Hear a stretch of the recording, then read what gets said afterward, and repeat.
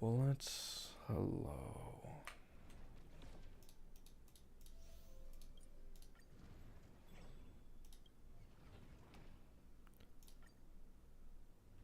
Wait, what team did I just put in?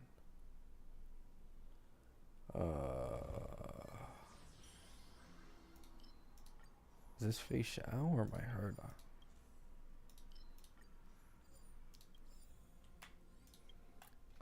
So which? Do not feel like playing follow-up right now.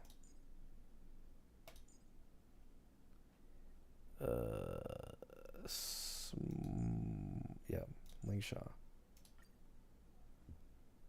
Boom. The lineup's done. Take a look. This is pure genius in action. They didn't Noxa so dirty, man. It is what it is. It is what it is. You know what I'm saying? At the end of the day, actually, I didn't expect it. I genuinely thought he'd either be very good sub DPS or very good hyper carry, but jack of all trades, master of none.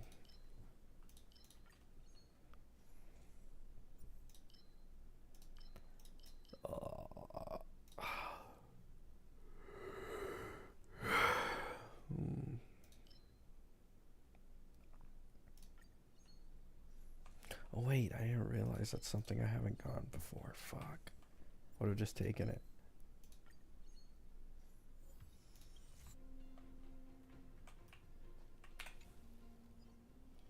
Thank you, Glenn.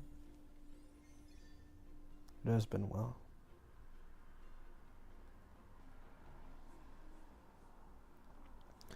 Do you think dual DPS casters is real and my day might be best in slot? No, I don't think so. There's already a video of V3 of Castris X My Day 0 and it's basically the same as the previous version, to be honest. Running My Day is worse than running another support for Castris to give her more damage plus action advance. Like, it's just straight up worse. I've already said it before. My Day only becomes a best in slot when you give him higher investment levels. And by that I mean like E1S1. E1S1 My Day probably would be a best in slot over another hyper carry support. However, then you have to keep in mind that is only current hyper carry supports. If any future support is better for caster as compared to the previous ones, then it's even possible that that support would beat an E1S1 My Day.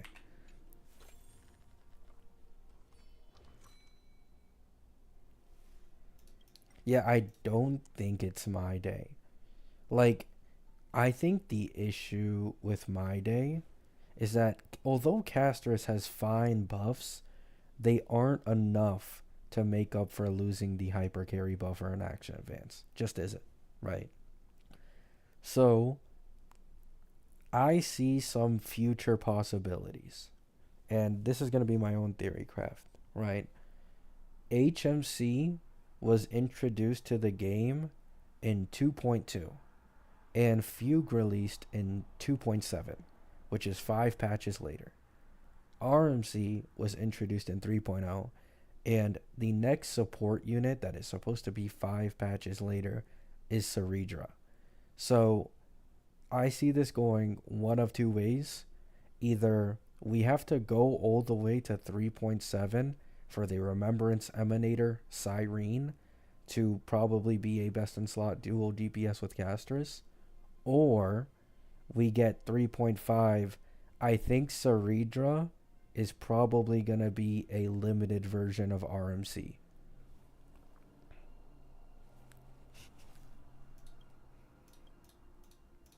They don't even need to do that much to Ceridra to make them better than RMC. They could give the exact same buffs as RMC. However, what I think they'll do is they might make Ceridra a kind of like, how should I say this? Sunday situation where either she has more frequent action advance or she can advance both the dragon and Casterus, and then she has her own damage because remembrance characters obviously have their own memo sprite, and every remembrance character so far does some type of damage.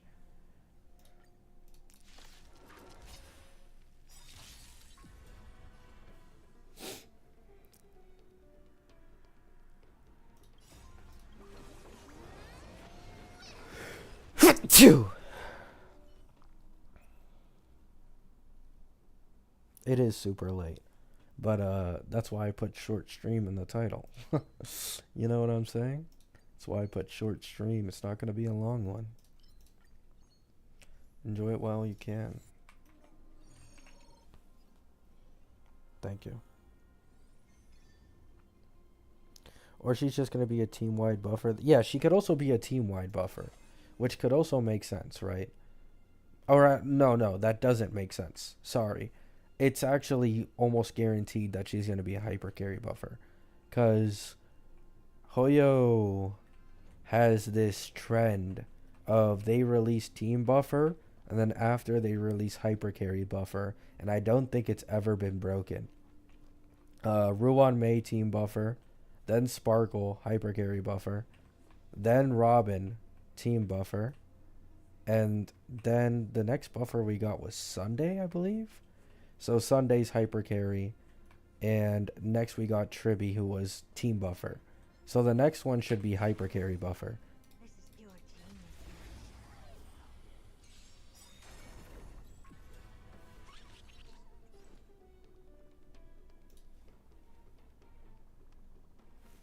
Do you know who I... Big diamond! It's all yours! Thoughts about V3, more like what happened in V3? Not much. TLDR, there was a lot of kit changes, right? But it's a lot easier to just do a TLDR. Casterus is easier to heal and more universal with the sustains compared to before. Because now any healing at all counts towards her ult charge, and the max amount of percentage charge you can get in one heal is 12%. And before, you could only get charged through overheal, and there weren't exactly many sustains who could consistently overheal in this game for Casterus. So basically, better with sustains. They nerfed her damage against higher HP enemies, and then buffed it against lower HP enemies. And now the dragon is basically just easier to predict for when it'll take a turn. That's basically it. Casterus barely changed. She got some quality of life, and that's pretty much it. Be of your body and mind. The truth burns everything in this world. It's bleeding.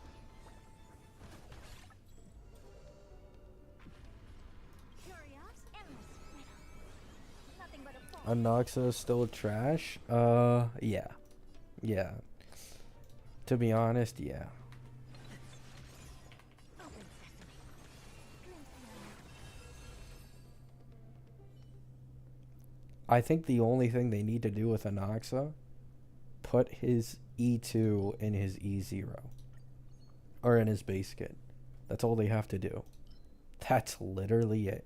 Or at least, like, put it on the light cone. Something. Just don't make it an E2. It doesn't even deserve to be an E2. Just fucking slap it on his base kit. And then he genuinely has an argument to pull for. Because right now, he is marginally better than the 4-star options for Herta as a sub DPS. And then in hyper carry, it's like, come on, right? It's like, come on, are we serious?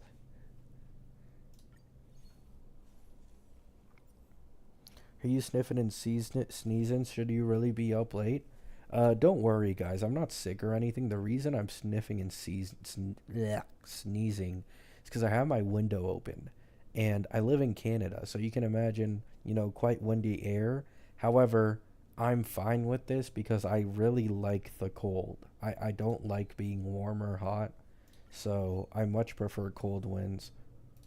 This is actually how I got sick last time. I think I told you guys about it, but like, I tried going out in the winter shirtless for like 10 or 15 minutes, and that's how I caught my last sickness, where like my voice was completely dead. So I haven't done that anymore, obviously, but I just really like the cold.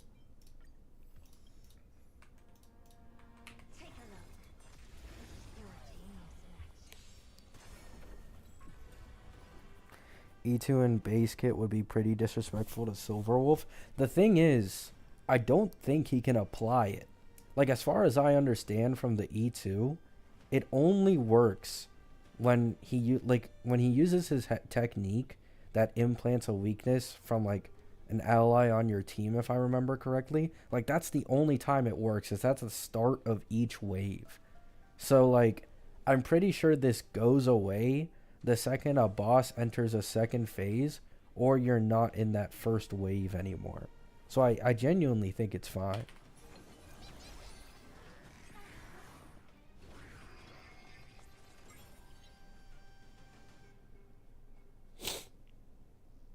Yeah, weakness implant, legit, like, unironically, it does not matter at fucking all, unless you're some reason running a Noxon Super Break or you're doing APOC.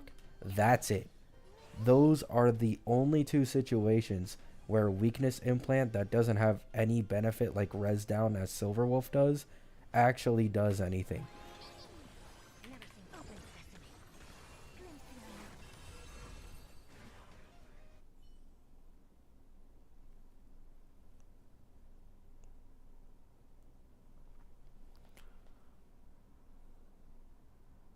Anoxa does both, but it's very insignificant, Ron. Like, it is so insignificant to the point that there's no reason to pull him unless, of course, you just like the character, right? If you like the character, I mean, he's a fine pull. You're gonna get use out of him, right? But if you were trying to pull him as like, oh, is this guy gonna take my Herda to the next level? No, not really. No, Jade is actually better than him in most case scenarios.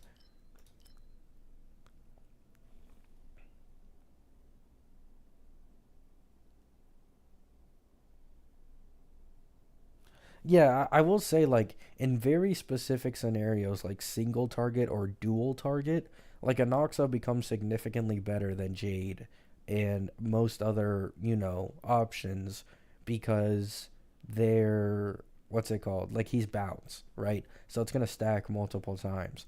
But like three targets or higher, which is usually what most endgame has in the first place, Anoxa just isn't the best option. But he 100% is pretty versatile, right? I'm not going to say he isn't.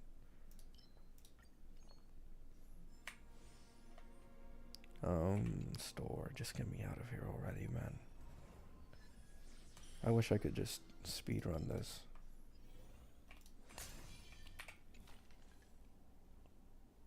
No, there's no leaks for the old character buffs.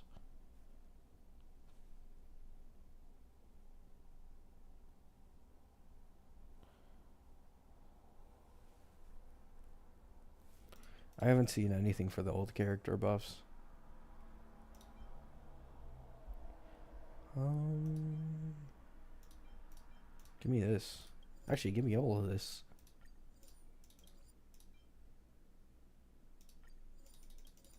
I need as much as I can get.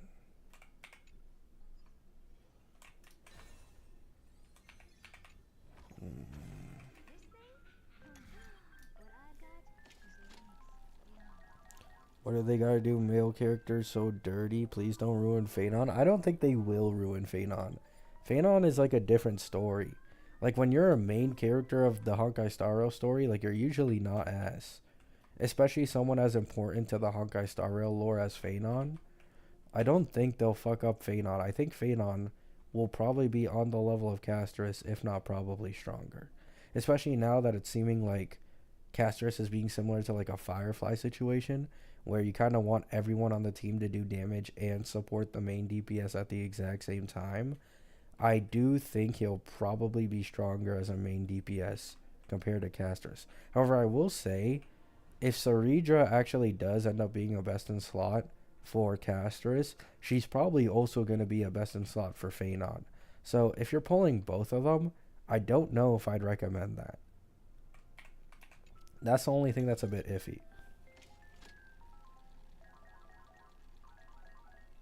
Oh yeah, Wilson. I usually grab that whenever I can.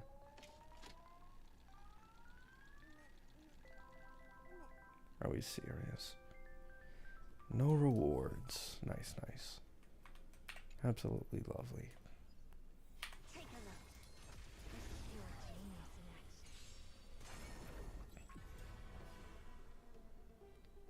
I saw someone say Cypher could also be the one. It depends, right? The thing is, Cypher is supposed to be an additional damage nihility character. But they're supposed to be like a crit DPS. So, like, they're not going to add debuffs as far as I'm aware. So, yeah. Like, Cypher could be there. It just depends on how her additional damage is activated.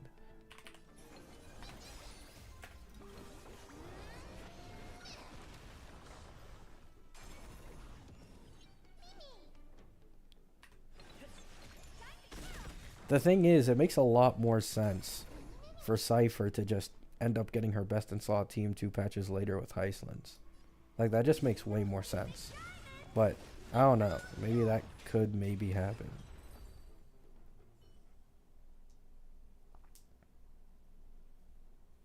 At this point, I'm considering saving up for Herda rerun. I mean, you could, but it probably won't be for a while. DPS reruns are always significantly longer than support reruns.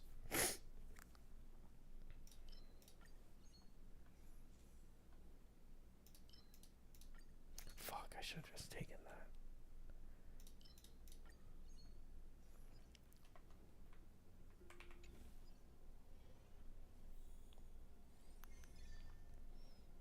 that. There's no reason to pull Triby's signature equal. Like, zero reason. Especially if you even have just, like, one copy of DDD. I'd just, like, Caster's Lycone for sure. Caster's Lycone is, like, a massive damage increase.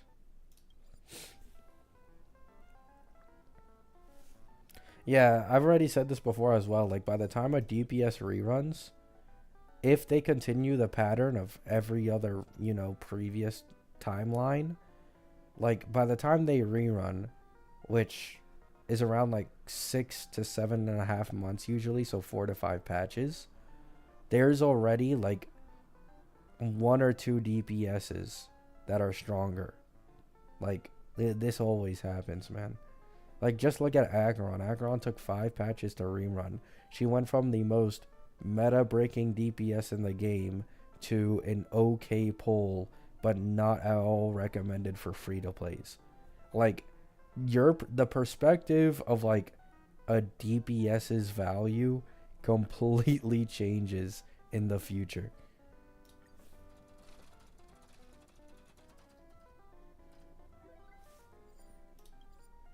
Yeah, Fei Xiao got a pretty, like, fast rerun too. Fei Xiao got a 3-patch rerun, which I think might be the fastest for any DPS in this game. And even, like, within that 3 patches, people were like, hey, I wouldn't recommend pulling for Fei, man. Kind of wants Robin, and in that case, it would just be better to pull the Herda, right? Like, straight up, just better to pull the Herda, more free-to-play friendly, can use all these 4-star supports, or you pull for Aglaya, or you pull for Triby, the Harmony that's upcoming, or you pull for My Day. Like, there's just better options.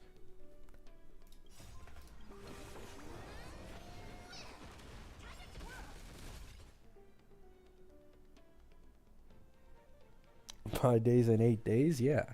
Time flew by for me, to be honest. I thought my last video was 2 to 3 days ago, but I checked and it was 5. I was like, damn, I haven't made a video in a little bit compared to what I usually do, at least. So yeah, I was surprised to come back. I saw Triby's banner only had like it was less than double digits left, so My day's coming soon. Did one of the trotters run away? I think they did. I do think they did. Now that you mention it.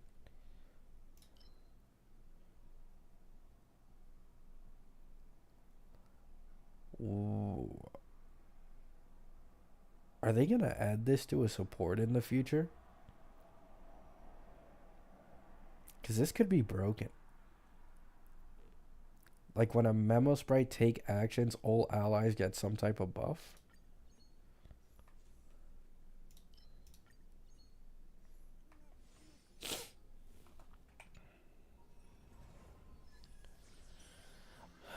Also, any plans to make a Discord community server? I also want to vibe with this community because I'm not in any other like meta communities. I don't know. I've gotten the recommendation a lot, but if I'm being honest, it's one part I'm incredibly lazy and I don't feel like hiring people to mod my shit. And secondly, I don't even use Discord like at all. Like when it comes to social media, other than YouTube and me uploading my videos, I'm basically like a complete ghost. Like I'll spend most of my days when I do have free time either reading manga or manhwa, and then the rest of the day is just like whatever. Like that's it. Like obviously the shit I have to deal with IRL, but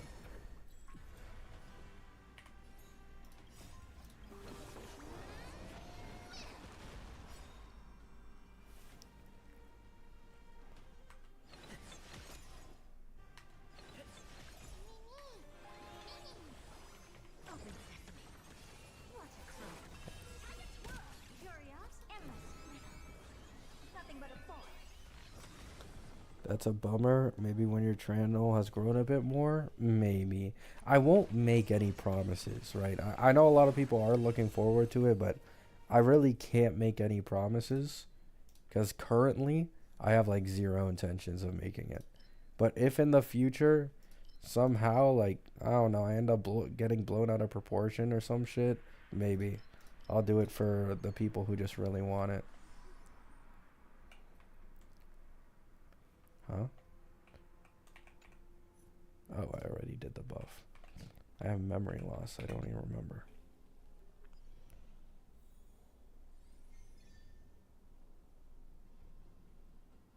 Pretty surprised how outside of the auto how good my day is. I don't think my day is that crazy. Now, here's something I want people to think about as well. A lot of people are really trying to force my day into being a sub DPS for casters, but it genuinely makes more sense in my opinion if my day ends up being a best in slot with Phanon. Because Phanon should be a destruction emanator, the first one. And he'd likely want other destruction characters on his team. And the current strongest destruction character is My Day.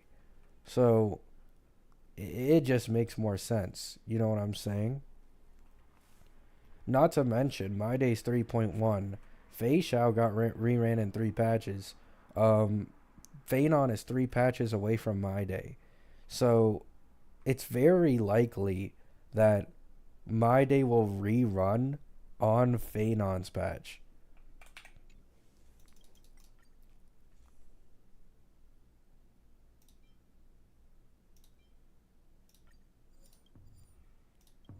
Oh fuck. I completely forgot what this curio did. I just fucked myself over. I didn't look at it. I just saw the textbook thingy. Well, okay. Okay.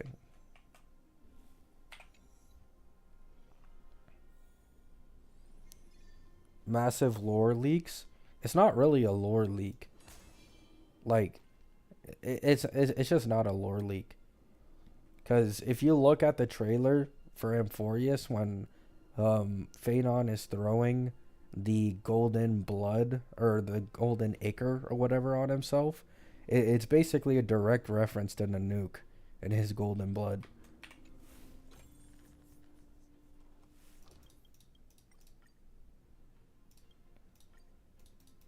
Also, the fact that he was leaked to be destruction, and we're also obviously supposed to get some more emanators in this patch.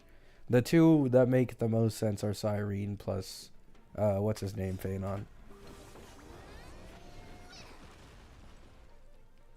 It's a pretty big lore leak. I mean, I don't think anyone's surprised by it, though. Like, he's the only one ever shown spilling the golden ichor on himself. Which is, it's just like very close to Nanook. Maybe it is, though. I don't know. I mean, then again, anyone who follows leaks, which is the majority of the people on my channel anyways, know that Phanon is supposed to be a destruction.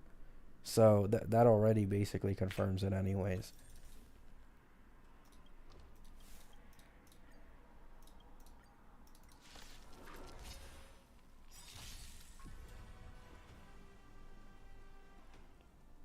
I'm afraid Phanon will get shafted by the fake collab. Oh boy, all these FGO gamers will think HSR is generous. I don't think they'd go that crazy with the FGO collab to the point where Phanon would be like underwhelming. Like if anything, they'd probably put more focus on Phanon, but then they'd probably sell Saber with a really good passive. That's probably it.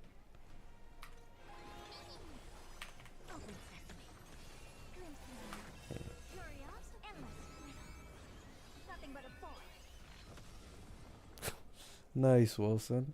I hope your dream comes true.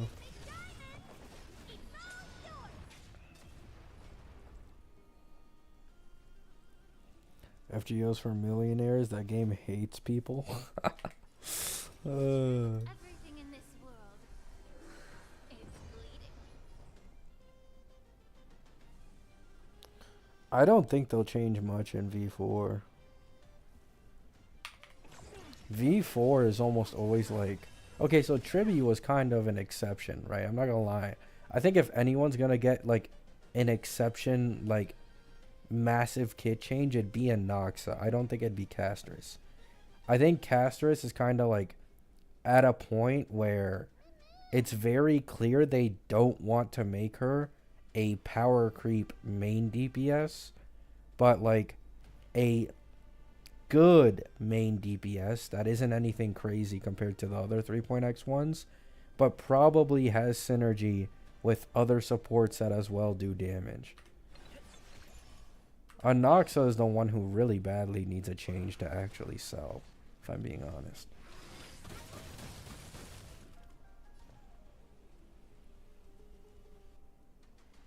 Oh, Kiwi. Praying Hyacinth raises her ceiling? We'll see.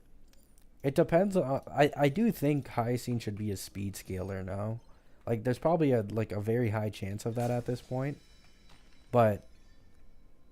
it just depends what Hyacinth does, man. In terms of healing, Hyacinth wouldn't be that crazy of a ceiling for Castris anymore. If we were talking about V2, V1 Castris, when the only way to charge her ult was over heal instead of just normal heal, then Hyacinth would have 100% been like a Zhao Q. But now that the max ult charge Castris can get is capped at 12% per heal, it's no longer a case of like, oh, Hyacinth's heals are going to be what's game changing. It's likely going to be the frequency of her heals and likely something else that she does. Either it be a decent chunk of damage, or she does some damage with mainly maybe some type of max HP buff or something like that, right? Whatever it is, Hyacinth has to be pretty big.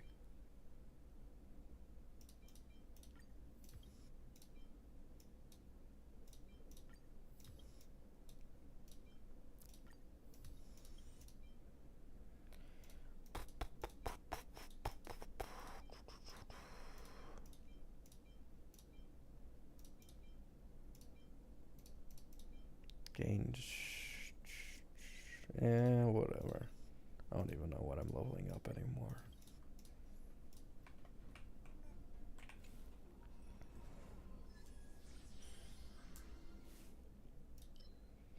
I don't know about Hyacine doing damage. Her skill in ult targets allies. That's where the memo sprite comes in, man. I mean, we haven't had a remembrance character that doesn't do damage yet.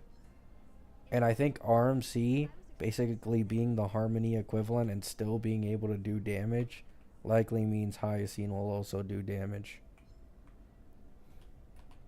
Incense ascends. Entwine. Upgrade configured. Take a look. This is pure genius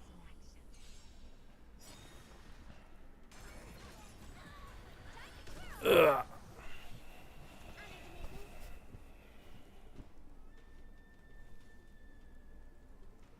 Waiting for V4 before I pull Tribby. Yeah. Are you deciding to pull Tribby or not, depending on caster's Kiwi? Do you know who is this diamond? It's all yours.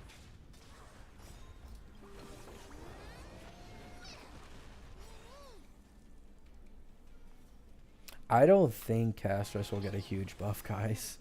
I really don't. If she does get a huge buff, though, they'll probably remove the 20% res down that she puts on enemies when the dragon is on field. Because, like, let's say they make her as strong as My Day, right? Like, normal base kit numbers as strong as My Day. She then washes My Day by an absolute mile in this case. Because she does more damage, has res down implant, increases ally damage, and she obviously can use like other future remembrance supports that also do damage. Not to mention that she has My Day's E2 in her base kit. So it's not even close when you compare the two if they were to make Castress's like frequent damage as good as My Day.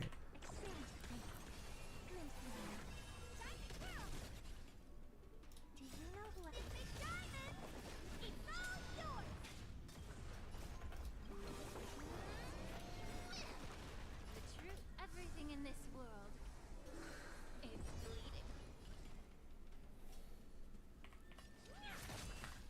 Curiosity, endless. I mean, I don't think the damage nerf is that serious though, Solus. Like as far as I've seen, because of her rotations being easier now, she performs damn near the same as she did in V1 and V2. So if people hated her performance in V1 and V2, which I don't blame them for, by the way, then yeah, it's pretty bad. But like compared to V1 and V2, even with the damage nerf, because the rotation is better, basically clears the exact same. Open sesame. What a clover. Curiosity, endless. Nothing but a forest. Time to twirl. The truth, everything in this world is Not gonna pull for casters either way if she turns into the next Acheron. I mean, that's what I've been saying, bro. That's what I've been saying for the longest. Phanon would probably be Firefly, and then Castros would be the Acheron of 3.x. I don't have time for games. Whoops. Do you know who I this diamond? It's all yours. Time to cleanse the filth.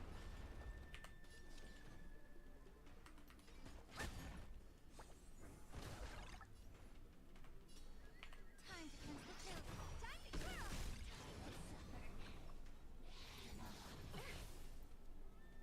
Gallagher wasn't nerfed. Like, as far as I've seen, Gallagher performs basically the exact same. Like, it was barely a nerf. It just makes it so that other sustains that couldn't sustain as well compared to Gallagher are now better options instead of being, like, basically useless.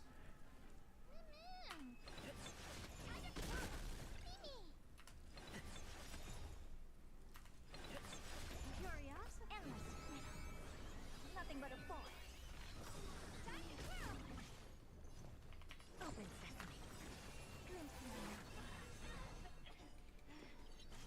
Curiosity, endless. Nothing but a forest. Time to twirl. I don't mind Castris being just good. I don't mind it either, person. Like, I truly do think that people just need to trust the process, right? This is an anniversary unit. They're getting the best animations in the entirety of the game by an absolute mile, right? They very clearly have a res down effect when they have the dragon up, which usually they have the dragon up most of the time anyways. So clearly someone is supposed to take advantage of that res down. She may not look the greatest currently. However, I think going into the future, once again, either Cyrene or Ceridra, one of these two will end up being best in slots for Castris and making her significantly better.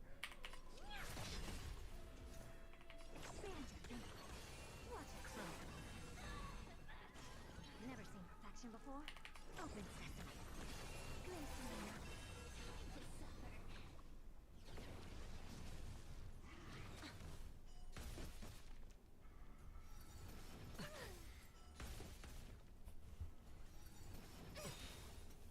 Yeah, I saw it bled.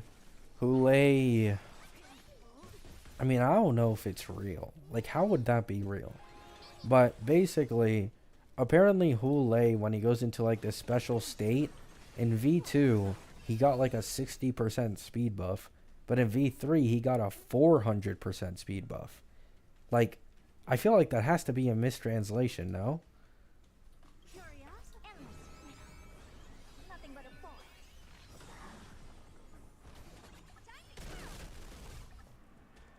Open sesame. Oh, was that a buff for the player? Oh, damn. What a crow.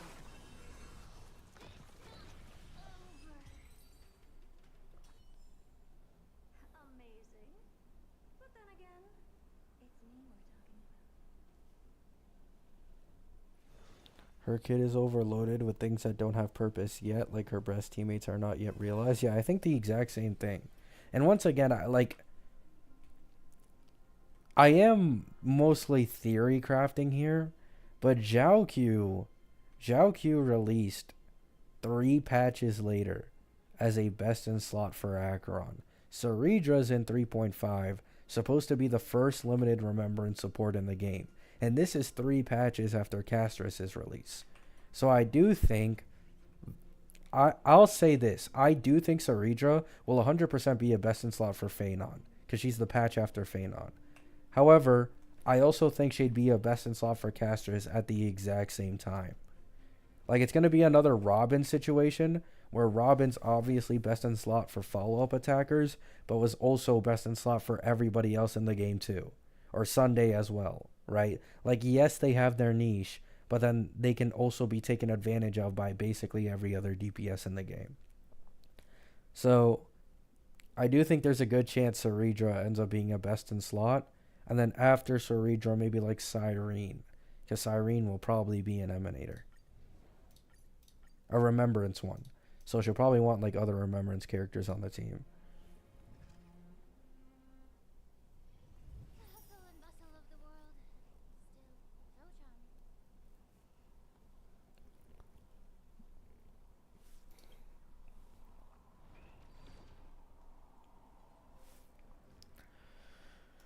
charming. Nice Jades, nice Jades.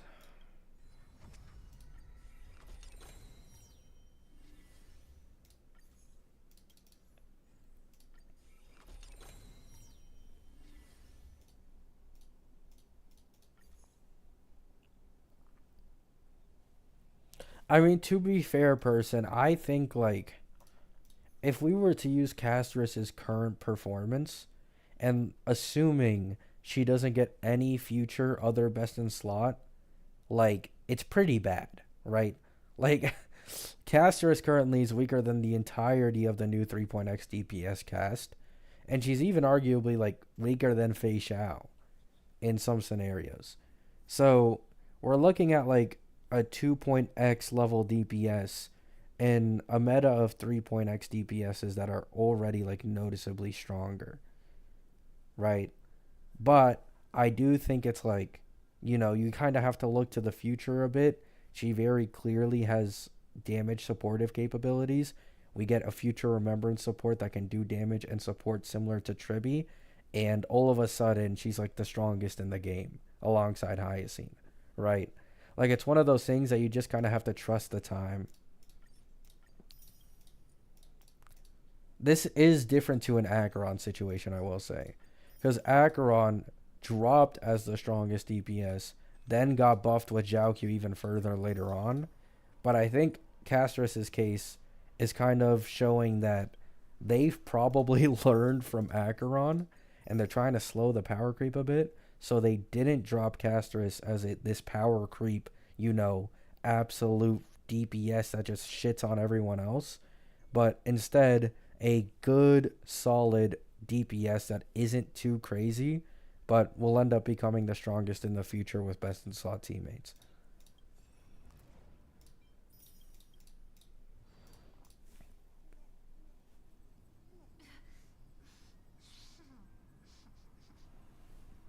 Half of Castrus's value comes from her passive. I don't agree. Like, I'm gonna be honest, I've said this very often. The passive is pretty ass. Like, you can't even take advantage of it in sustainless because you need to heal or shield the character for them to actually stay on field. If you don't, they just die, right? So, like, it's just like, it sucks. Like, it straight up fucking sucks, right? Now, the president, it sets for the future and what future global passives might be better, you know, yeah, that's the actual issue. But like her passive is pretty much useless. I'm gonna be honest.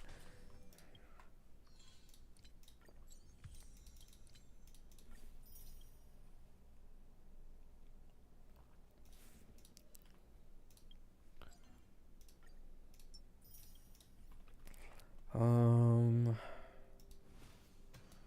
do I? No. I don't think I'm gonna do DU on Rob right now. I'm tired.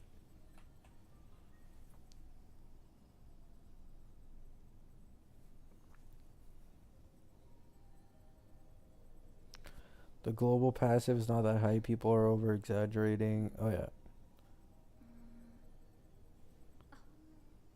Well, yeah, that's true, person. But like,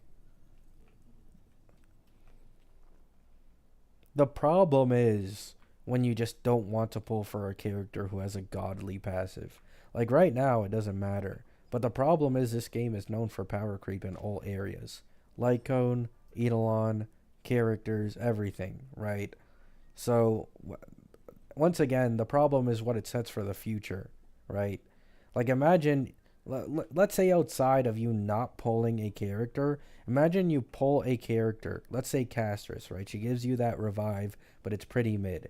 Let's say a future character in 4 or 5.x gives your entire team revives, and they don't actually need to be healed or shielded to be kept on field, right?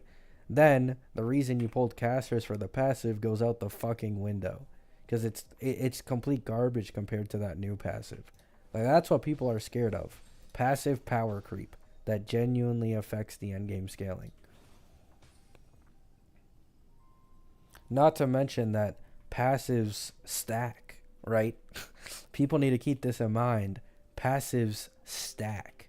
So it's not much of a problem now, but in like 2 or 3 versions, when there's like 10 different characters all with different passives, when you have all 10 of those passives active at once, you just have an insane advantage over any other player who doesn't have anywhere near as many passives.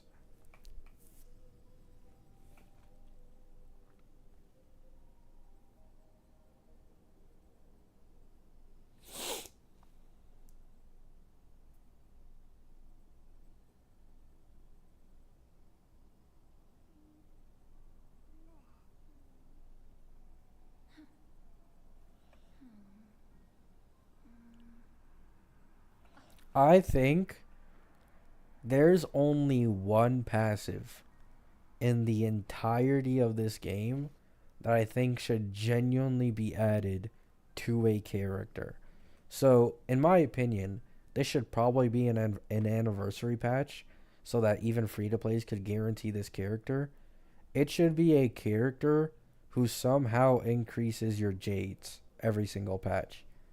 That's the only passive I want in this game.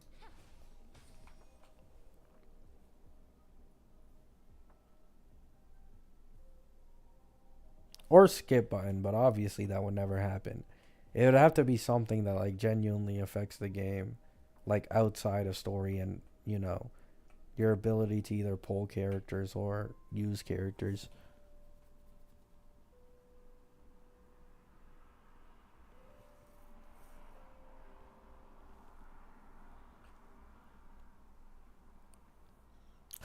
That would be funny if they released Rekka as a limited and he had the passive to skip cutscenes. That would actually be really good.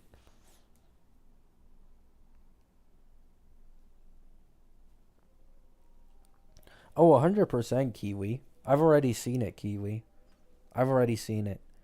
People are like, oh, how is this bad? And, you know, the thing is, right? Here's the thing.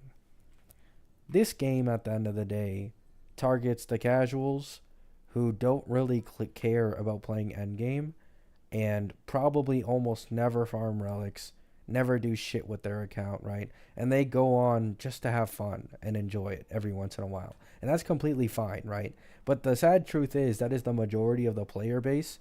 The majority of the player base doesn't really care for the end game and having their characters perform well. And they're going to look at that passive and be like, whoa, one of my characters can get a free revive if I use Casters? That's huge. My teammates keep dying. Like, I can't get anywhere near close to clearing that. Like, literally. Like, that's how most casuals are going to think of it. They're going to be like, holy shit, this is crazy, game-changing W.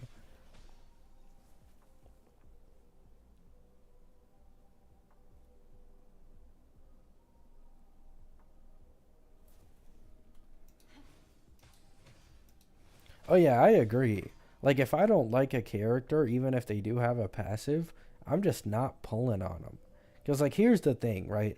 This is the same thing I say to people about like pulling eidolons or lycones on characters cuz they currently look like the most broken thing that can ever be power crept.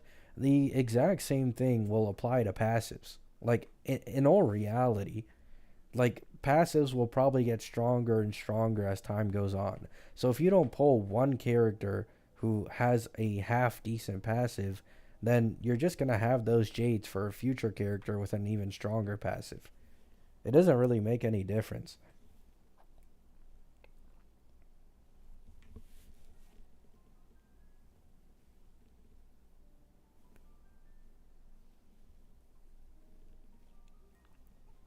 Yeah, an E1 S1 Robin, like even excluding Eidolons, right? Like not even E1 Tribi. I'm pretty sure there's videos of an E1 S1 Robin getting beat by an E0 S0 Tribi with DDD on a Herda team. And yeah, like obviously that's her niche, but like also Tribi has the strongest E1 in the game when it used to be Robin. Like people used to always say, "Oh, I don't know how they'll ever power creep Robin's E1. That shit is just way too broken." And then you just see Tribi's E1 and like especially for blast or AoE DPSs, Tribi's E1 is on a completely different fucking level compared to Robin's E1. It's not even really close. Then you also look at the DPS Eidolons, right? Aglaya's E1 is absolutely crazy for a DPS E1. And for my day, it's the exact same situation. Now, Aglaya's E1 is better than my days, but that doesn't mean my days is bad. My day's E1 is for sure probably the second strongest E1 for a DPS in the entirety of the game. Like, it's getting crazy out here, man. I don't think there's a maxi Rokumata.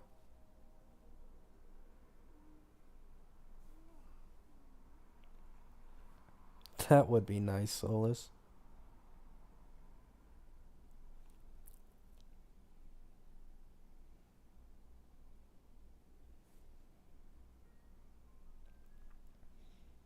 Yeah, exactly, person. And that's like the majority of this game's player base.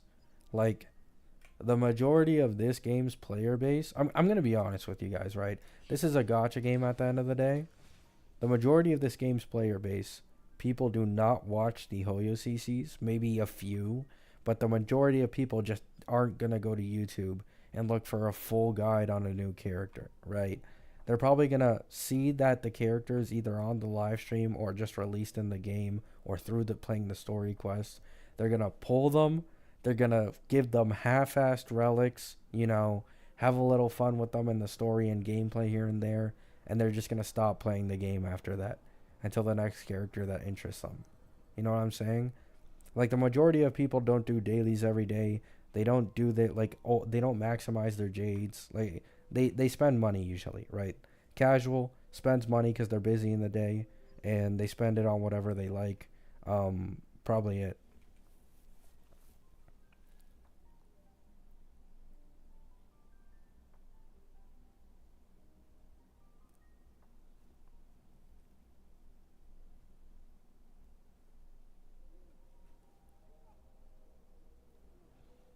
Oh yeah, the lack of content in this game is just dry as fuck, bro. Like, it's basically the Sahara Desert out here. After you do like story quest, like you finish the patch's story quest, you have to wait a month and a half for a story quest that is like 8 or 9 hours long, right? Like, I complain about it because I have this issue with myself. I like going through the quest as quick as possible, right? That I try to fix here and there. But like, for a complete casual, like, once you finish that story quest, you literally have nothing to do. Like, you have nothing to do except test your characters in the end game. But the thing is, like, most people, especially if you look at the TikToks, right? Like, anyone who's been on like HSR TikTok a little bit, you'll see what I mean. People have zero fucking clue what they're doing relics wise or team wise. And usually they never have max traces. Almost never. Their traces are almost always like highly under leveled.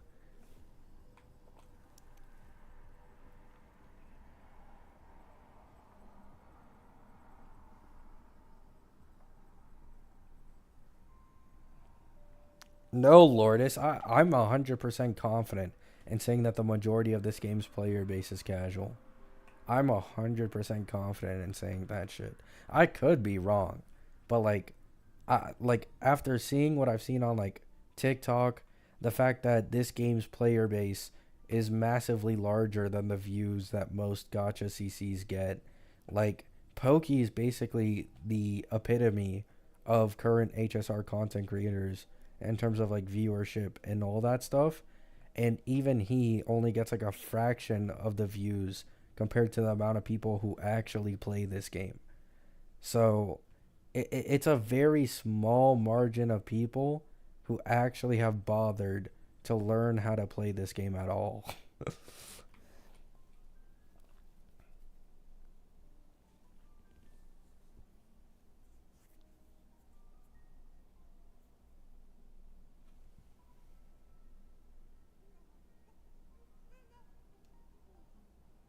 Oh yeah, Kiwi. Like, this reminds me of like back in the old days when I was a lot more casual in this game. I made a video trying to explain to people that if you consistently watch content on this game and you watch meta or you watch leaks and you think that you're the average player, you're not, right? Like, you should be what the average player does, but you just aren't actually the average player. You know what I'm saying?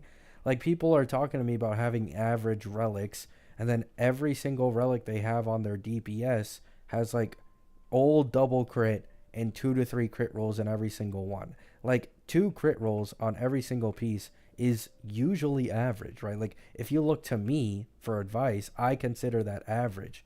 But that's if you play the game every day and you're always farming relics, right? If you don't do that, then average becomes a much, much lower standard.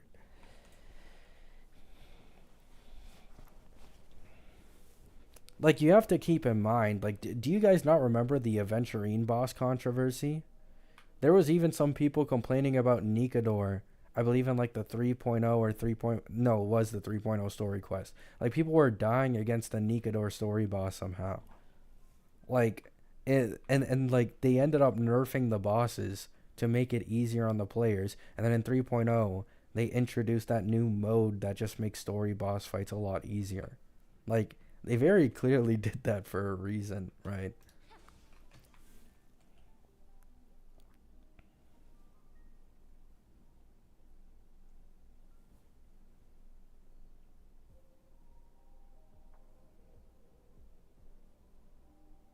Yeah, that's another thing. Like, people who just play the game without actually like caring about meta usually have significantly less meta support characters, and they have a shit ton of DPS characters. Because a lot of main characters in the story that get a lot of love, and obviously that's who most people are going to fall in love with since they get so much attention in the story, are DPSs. Like, Maide's a DPS, Castris is a DPS, Phaenon's probably going to be a DPS, Cyrene's probably going to be a DPS. Like, most of these supports don't get anywhere near as much love as DPS is in this game.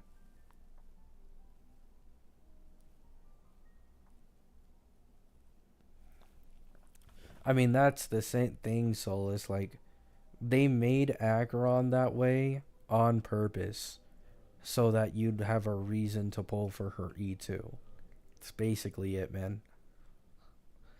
If they didn't do that, then you'd have zero reason to pull for her E2. And if they made two Nihility characters best in slots for her, then once again you'd have no reason to pull for her E2. And that's why Zhao Q for a long time now has been her only best in slot Nihility. It's for a good reason. They don't want to make another second Nihility that's best in slot with Acheron, because then there's no reason to pull the E2.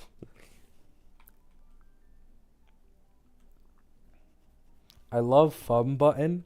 Unironically, My Day is literally the new best Fun Button DPS in the game. Like, completely unironically. Like, it used to be Firefly, but that throne, that throne has been toppled by My Day.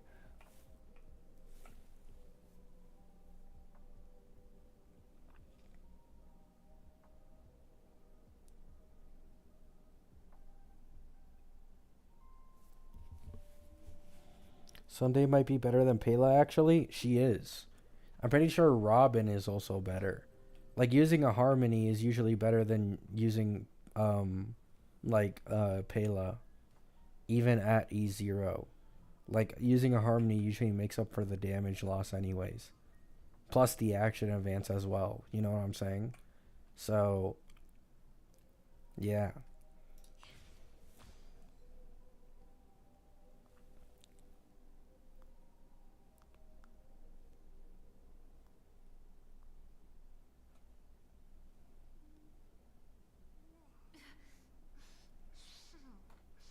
I imagine Hirokumata. Pela was a day one. I mean, yeah. Pela and Gallagher are like the best aging four stars in the entirety of the game. I'd say like the top three is probably Small Herda. Yeah, Small Herda, Pela, and Gallagher probably. Because Small Herda has always been a goat in pure fiction. But now that she's also like a really good alternative for like the Herda, like she's just like really, really good. March 7th? Eh, yeah. Like, kinda. But like, if I'm being honest, March 7th, like, nah. It's usually better to run Super Break Himiko. And then, like, she's not exactly, like, universal. You know what I'm saying? Like, she's good, don't get me wrong, she's good. But I don't know if I can put her in, like, that top three with the GOATs, you know what I'm saying? March 8th is the GOAT? Yeah, probably.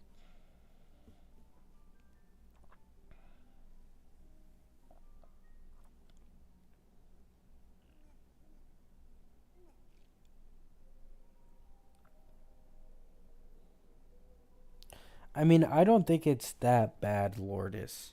Because if you look at E0S0 Robin and E0S0 Tribby, right? I do think Tribby is better value than Robin. I've said this before. But, like, it isn't that crazy of a difference, right? if I'm being honest, this is another one of those cases where like the more investment you put into this new character, the much stronger they shine versus the older one. But at E0S0, like Robin and Tribby, like honestly, they have similar value, right? The only issue Robin has compared to Tribby is ult uptime, right? Robin can't, take advantage of DDD for very obvious reasons. So it's like, because Tribby is such a good ult spammer, it just makes Tribby have that much more value when you have DDD copies.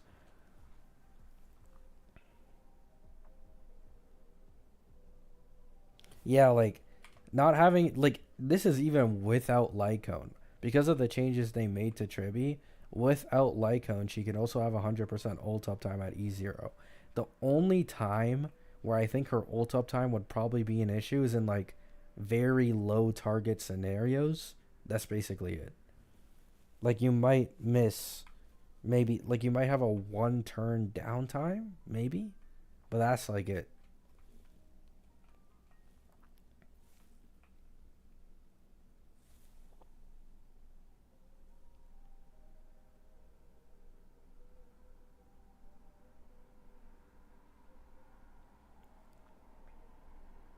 Yeah, supports nowadays are becoming significantly more universal. Like we see that with RMC, with the true damage that can basically be applied to damn near everyone in this game, right? So you have true damage, and now you have supports giving things like res pen and vulnerability instead of just straight up like crit damage and attack, which is just way more universal and valuable. So if I had to guess the next support, which should be Saridra, I do think she's just going to be a limited RMC, to be honest. Like, I could be completely wrong with this. I would not be surprised if I was. But it just makes sense for Saridra to be a limited RMC. Probably better action advance and slightly better buffs. That's all they have to do to sell Saridra. Because RMC is already fucking insane.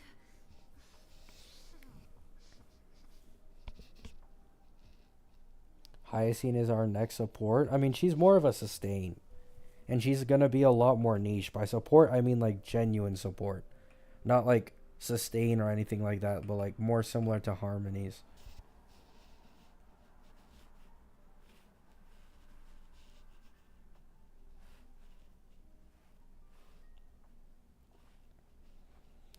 There is a decent chance of Saridra being a team buffer because Castris obviously has other people doing damage on her team, and Phanon should be the exact same case.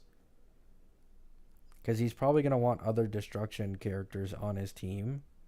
So a team buffer makes the most sense for Saridra. But if we follow the harmony pattern, the next support should be hyper carry. So I'm not exactly sure how that's going to work. If maybe because she's remembrance, that kind of like changes everything. And all of a sudden, it just breaks the cycle of supports going from team buffer to hyper carry in like an endless cycle.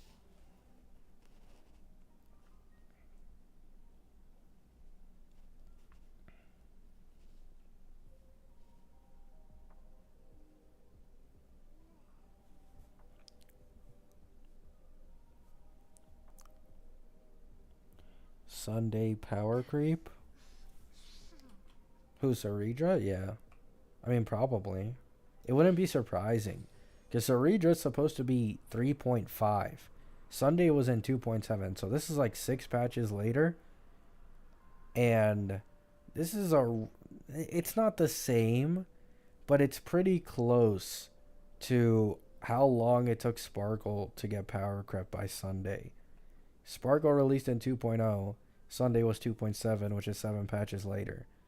For Saridra and Sunday, it would be 6 patches later.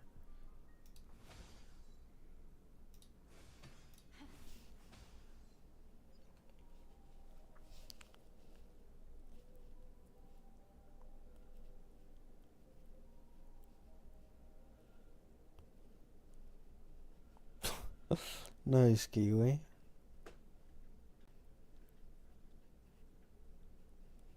Cyrene probably won't replace Sunday.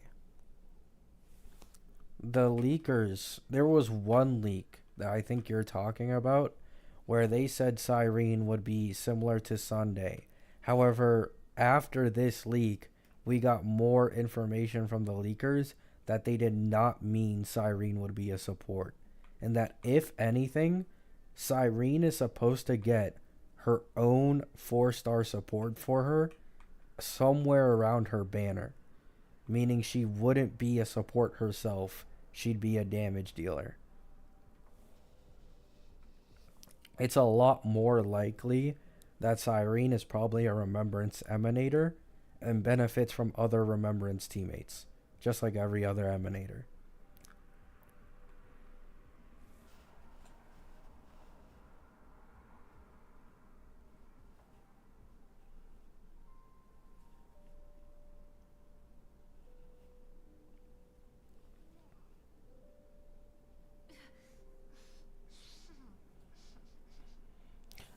I'm gonna be honest, right? You guys can hate on me for saying this, but my day being a decent option for Acheron when we have Saridra releasing in 3.5, I'm not gonna lie, right?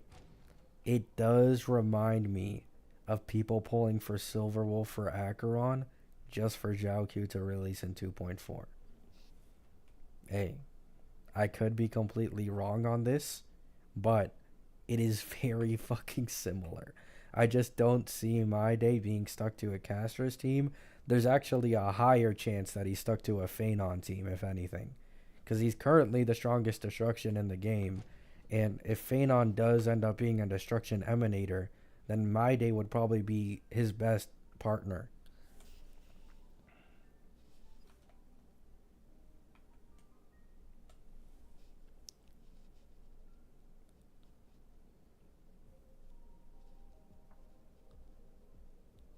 Oh, did I say Acheron? I meant my day good with Phanon.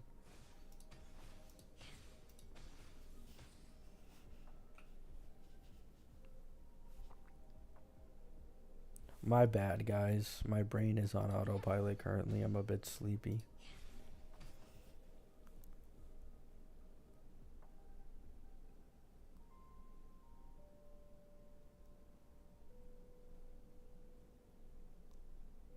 Acheron is my day best in slot.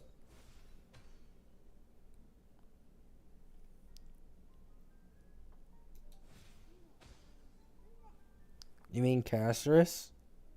What?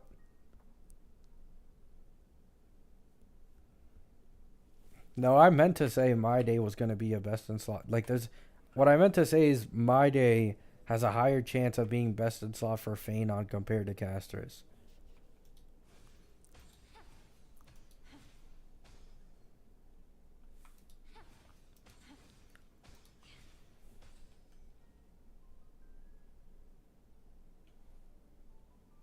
How you feeling about V3 changes? Nothing.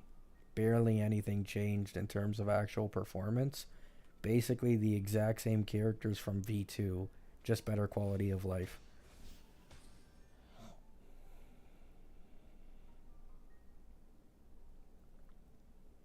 Nice, Ultrox.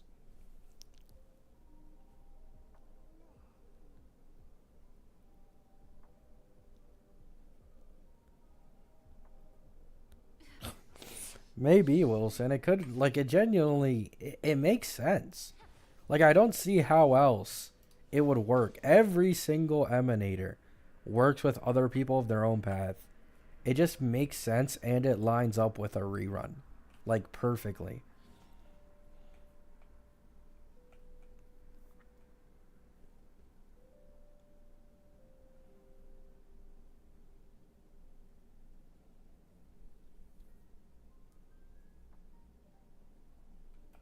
I mean, this game is never going to stop power creeping. Like, I don't know, like, you can't even believe in them not caring about power creep when we just look at the level of the 3.x DPSs versus the 2.x ones. My day is literally an underwhelming DPS for 3.x, and he himself is basically stronger than any 2.x one, except probably like Fei Xiao with high investment. Like, like not to mention, like a lot of these newer 3.x DPSs, their Lycones and Eidolons are just on a different level as well.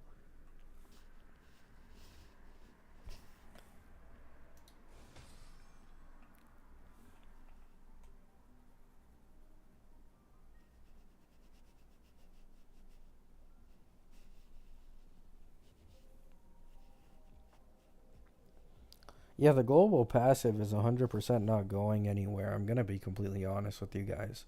Like, I don't know what you guys are hoping for, but the fact that they haven't even made a slight change to it and it's now V3, there's basically zero fucking chance, man. Like, there's genuinely zero chance. That shit is going to go through at this point. V3 was basically the last hope.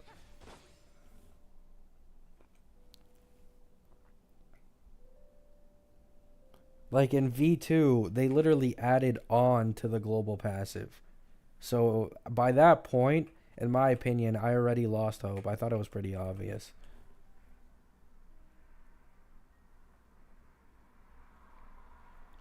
Half of Gacha CCs are going to quit. Here's the thing, right? This is no disrespect to these content creators. Love their content. The only Gacha CCs I've seen say they are going to quit, either Tectone and Gacha Smack, who barely make content on that game itself anyways. Like, they're usually very stretched out in other games. Or it's people who are already talking negatively about the game or company. So Hoyo doesn't really care if they lose that part of their audience. Like, that's the problem. Like, Hoyo literally wins if content creators that are big stop making videos calling out their bullshit on their game and they just fully quit it. Hoyo wins in this case. Like, I don't think people understand it. They win in this case scenario. Because what's going to happen is that the majority of the people who follow this CC aren't going to follow the CC in actually quitting the game. And so the CC is going to give the game less bad rep through actually telling people the truth. Like, either way, Hoyo wins, man.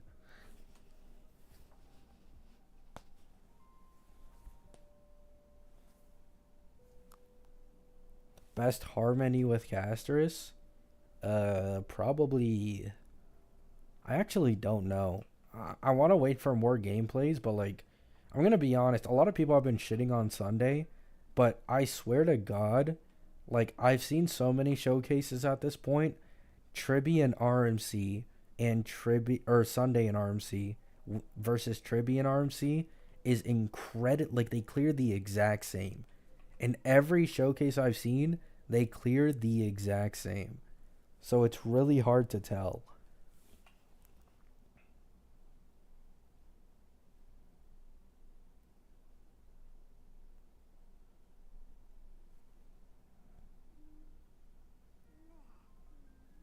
I mean, E1 Tribby is just better than Sunday.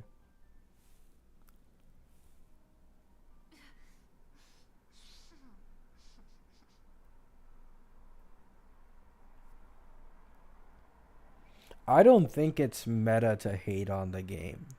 I don't really think that. As far as I'm aware, there's a lot more CCs out there who are genuinely like positive about the game, or they just don't talk about the negatives on the game. Like, the reason a lot of you guys see negativity on this game is because you watch videos of people being negative, so that's what you get trended for, right?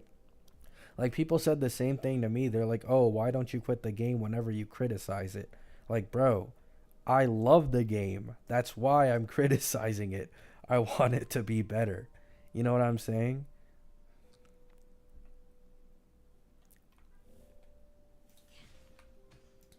Like, I would never give a rat's ass about how shit a game is if I'm just gonna quit it and not give a shit. But if I give a shit about a game, I'm obviously more invested in it.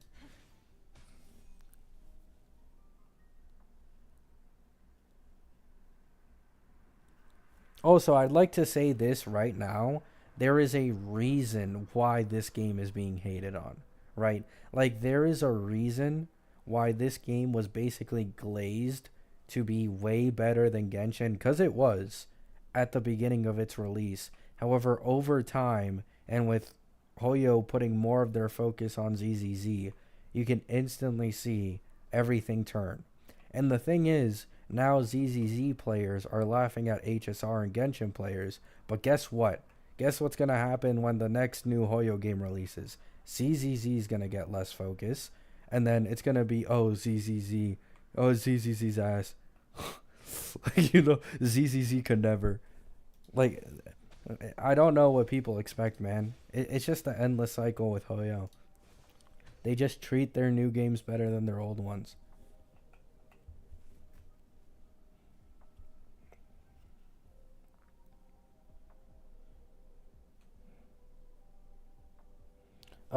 The TCG one, Wilson, I think it's already out. If it's the gambling one, I think it is. It's like the highest grossing gacha game in the planet. I don't even know what it's about though. I just saw it on a gacha revenue thingy.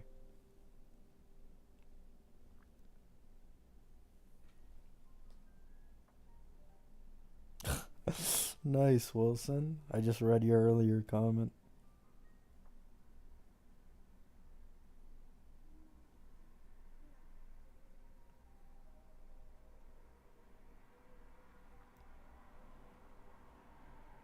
A lot of people criticize it at that time, and a lot of hate videos is just a bunch of positive. Yeah, here's the thing though, right?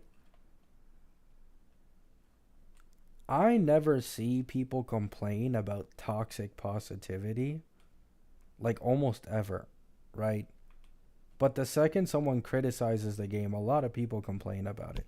And I understand, right? As a viewer, when you get on like social media and you see people talk about like the game you main or a game that you really like, you don't like to see other people shitting on it and telling you why it's ass, right? Like, let's all be honest, nobody wants to hear that shit, right? So it's also more understandable why videos on criticism get more views and as well more hate. But I do think the side of the gacha community that does do valid criticism on this game is genuinely needed. Because before people started actually making videos criticizing these gacha games, like if you go back to the Genshin days, it was just toxic positivity until Tectone. Like Tectone's audience literally like came from the ground up of like Genshin and like finally making a community that criticizes the game and doesn't only glaze it.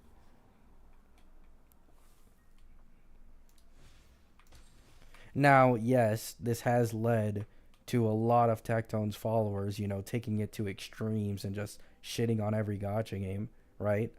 But usually the criticism is, deserved. Like, just look at the Caster's global passive situation. Like, that shit could easily devolve into a really big problem in the future.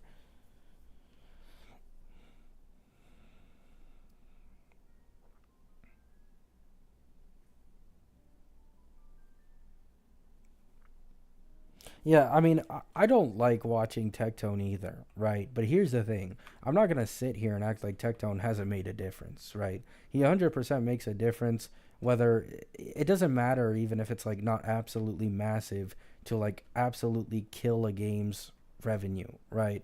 However, Tectone has for sure had a lot of good points, and he's done good for a lot of people, especially considering that him losing thousands of dollars on the staff of Homa banner was one of the main reasons why Genshin fixed their weapon banner system to be a little better, right? So even if I don't agree with Tectone like most of the time, or I just don't like watching his content, like he has done a lot of good for the gacha community.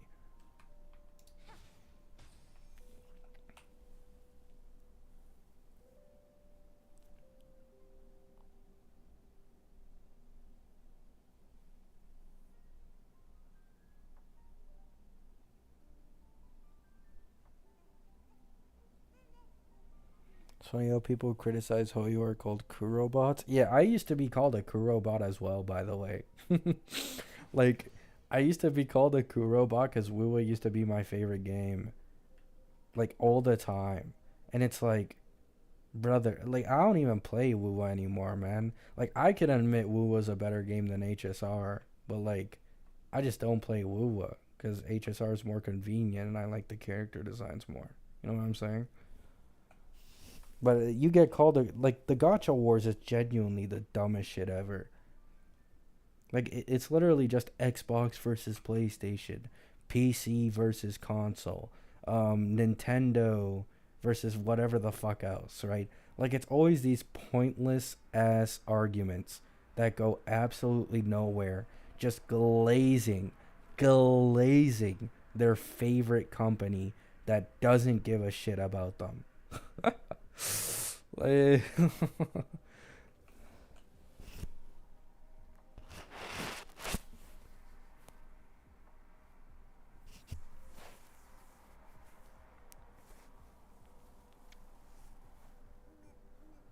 my company is better. Yeah, it's so bad, man. Like I genuinely don't understand why it's gotten to this point. Like I even go on Twitter every once in a while to like check on maybe if there's any early leaks that the Reddit hasn't caught on to, and like you'll just see like basically every time a new character is drip marketed, whether it be in HSR or Genshin or Wuwa, there's always someone from another game's fan base, whether it be like Kuro or Hoyo, that'll be in the comments of that post like, "Oh my god, this looks like shit," or "Wow, Wuwa could never," right? Or some other shit like, "Wow, this character ended this other character that looks similar," right? It's always that exact same shit, bro.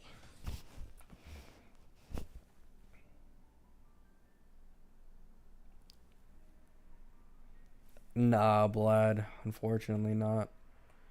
Nope. I already have enough of them in HSR, anyways.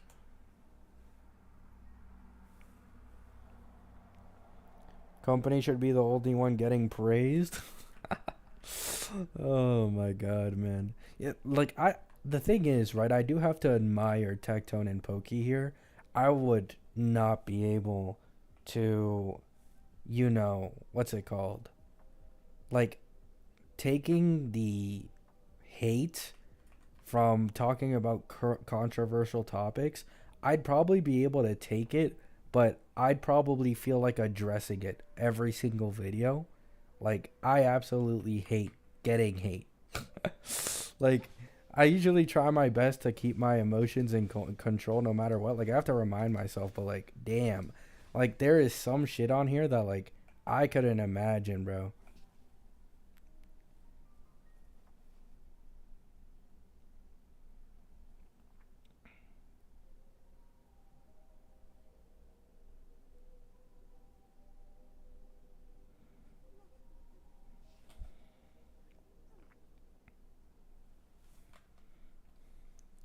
I mean, I don't know. I do think it's something that, like, you can build up a tolerance for Sword Saint Aglaya. I do think it's something you can 100% gain a tolerance for. It's just that you need the right mindset for it, right? But unfortunately, it's quite hard for me to consistently have like a mindset to just see like either a dumb comment or a hate comment and just not feel anything from it at all.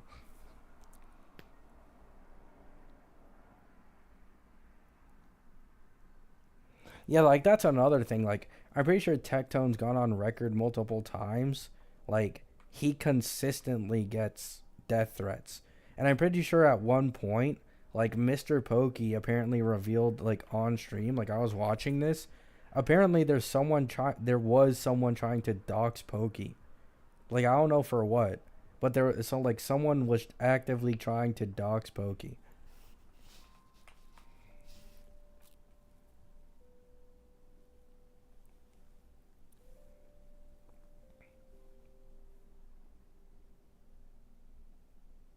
Yeah, exactly, Bruno.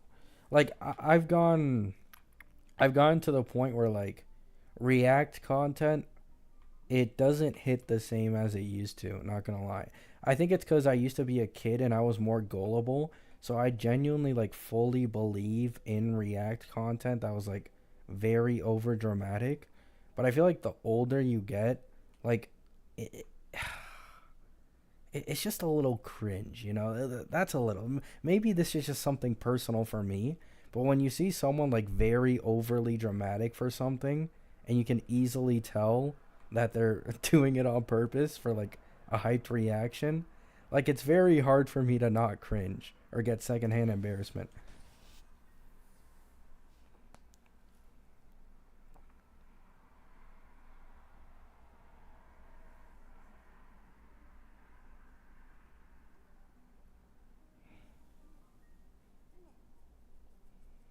Are you saying Tectone and Mr. Pokey are victims now? No, but they don't deserve to get death threats and be doxxed over bad takes.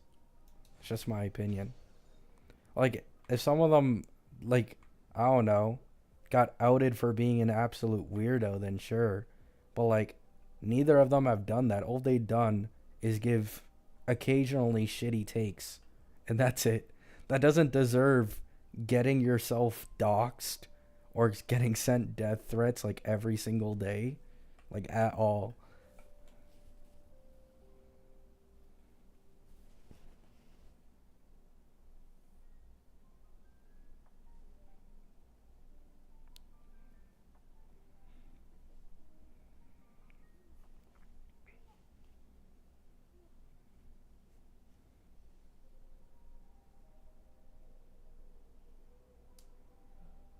Yeah, sugar, 100%.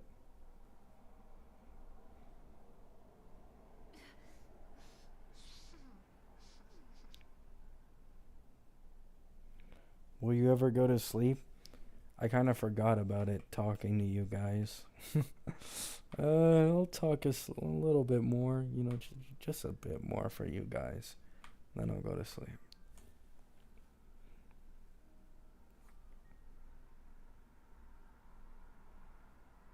I have no idea who Marco Meatball is, man. You are asking the wrong person. Especially, okay, so I occasionally watch these creators on their actual gacha content. The second I see any video from these big content creators on genuine drama, I never click that shit. Never. Nope. I'm not dealing with that useless ass third grade drama that goes absolutely fucking nowhere and repeats itself over and over again. There is 0 point in watching those drama videos.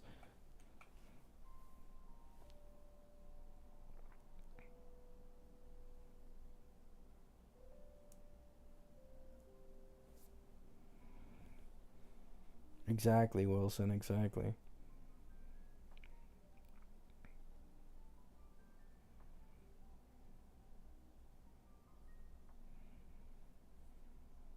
That's understandable, Sarum.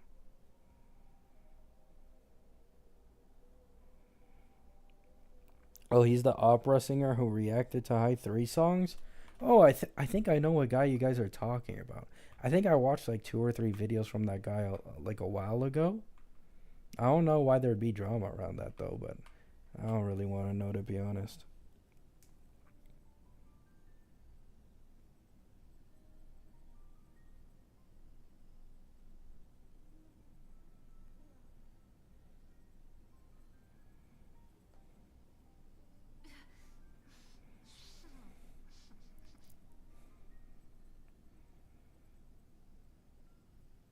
Oh, is that it? Like he just gave his opinion on stuff?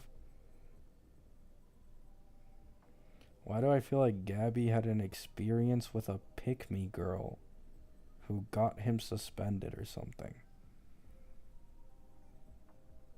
A few times, yeah. Probably a few times.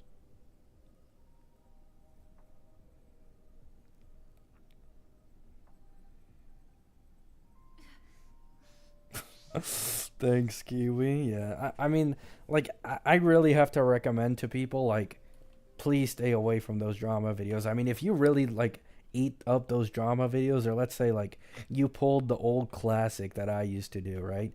You get one of those drama videos up, you put them on a table while you're eating lunch or some shit, and it just goes in one ear out the other, but, like, it's kind of interesting, right? Like, I grew up, obviously my family is Spanish. So these guys absolutely just spam soap operas. All they do is watch soap operas every fucking day. There's like 15 different angles when a really important moment comes, making it incredibly dramatic. But when you actually think of it outside of that TV show, you realize like, oh, this shit is literally a nothing burger, right? It's the exact same thing with these drama videos from these content creators. Like, they hype it up as this big issue. They treat it as if it's an issue that needs to be resolved. But then you actually think about it for longer than a second, and it's like, wait, what the fuck is like what the fuck is going on, man?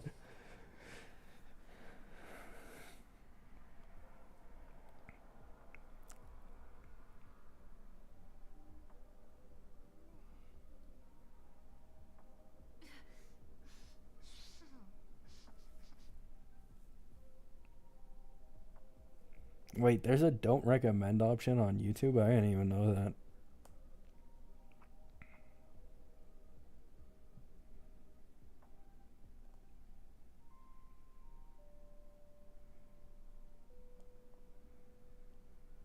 Pretty huge drama for the unemployed. I mean, that too. Like, if you have nothing better to do, like, low key, it's just some content you can consume real quick as well. I think it's mostly like younger audiences that eat it up, but then again, I can't really say that, right? Like, I look at my mother, I look at other people in my family, and they're, getting up there in terms of age, and they can't stop eating up those soap operas or getting into like drama themselves. You know what I'm saying? So it's really hard to tell sometimes. Like, some people just absolutely live for drama.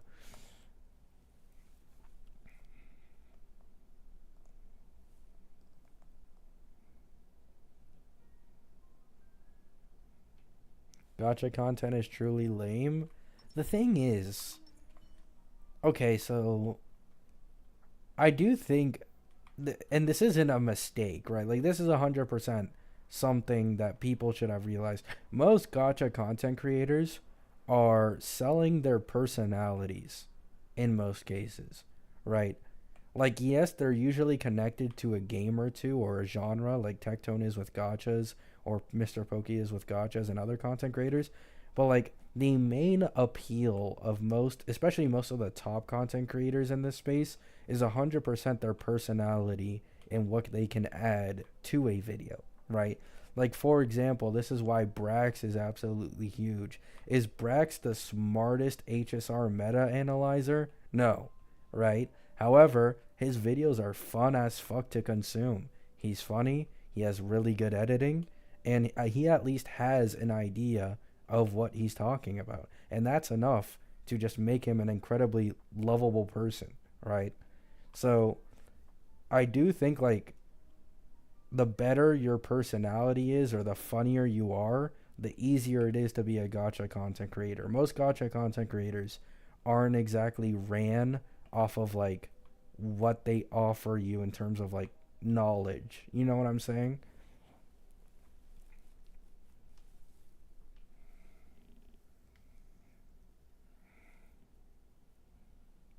Yeah, Moon and Gawoba as well. Yeah.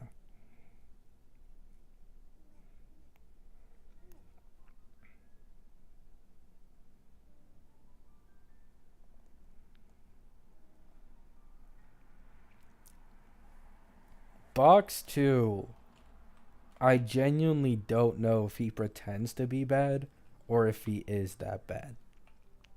The reason being, I am actually confident that Box 2 kind of autopilots on his live streams because he tries to constantly read chat and as well play the game at the same time. If you try to constantly focus and think of chats while playing, 100% your playability will just be way worse. Like, Pokey has built up a resistance to this. However, most people haven't. So, I do think Box 2, like, fucking up in Endgame is genuinely not on purpose.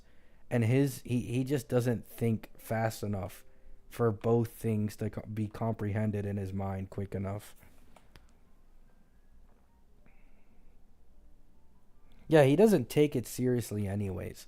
Like he knows like here's the thing, right? This is a similar situation to I don't know if you guys watch him, but Kai Sanat. Like Kai Sanat isn't good at any of the games he plays.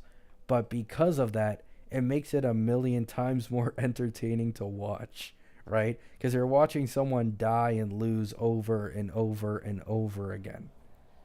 So, Box 2 does also have that kind of effect.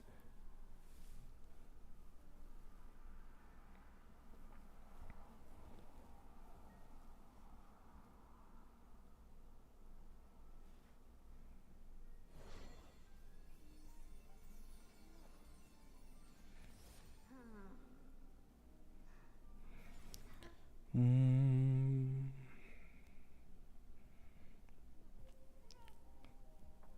Someone once told me that people don't show who they are, they show you their caricature. Give me a second.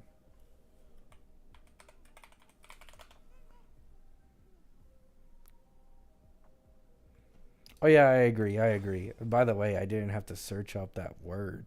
Like, why would you think that? That's kind of weird. But I agree. I agree. 100%. I mean, that is the main point of like a lot of these YouTubers, right? There are some YouTubers and content creators out there who just completely, or sorry, they keep it 100% real, right? And a lot of their audience is built off of like liking their honesty. Now, this is a little bit off the rails here, but anyone who knows Ben Dean, the guy who like eats food in Korea and occasionally visits other countries and eats their food as well, like that guy is one of the most down to earth people you'd ever see on the entirety of this platform, and it makes it genuinely enjoyable to watch him.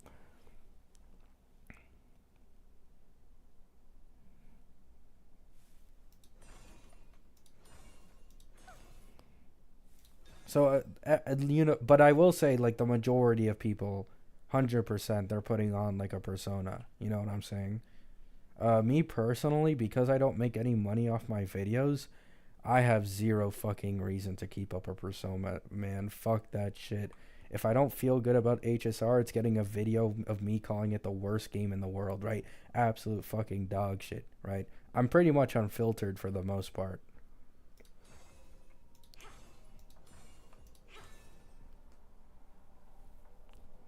Yeah, the crispy fries guy, yeah. Are these the most crispy fries? And then he just stares at your screen for like 20 seconds. That guy. Let's find out.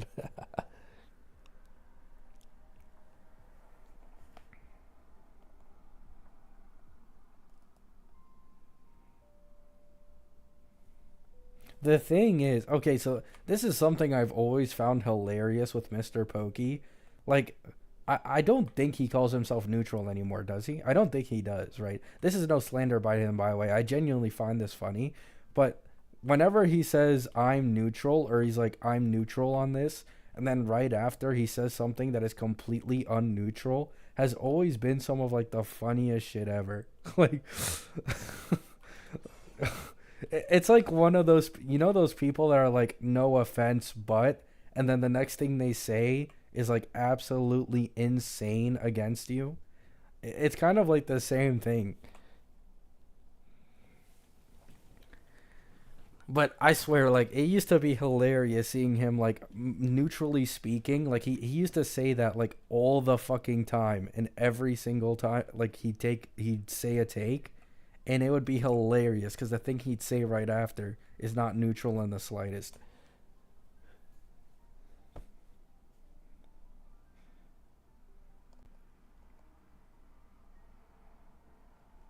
Yeah, exactly. Like Gordon Ramsay as well. Yeah, like he exaggerates his personality. It's the same in the kid show, right? Like his personality when it's the adults, like Hell's Kitchen and shit like that, like he looks like an absolute demon. But then you show him on like the kids shows where they cook, and it's literally just him. Like he's being nice, he's being kind, he's being friendly, he's uplifting the kids. Completely different.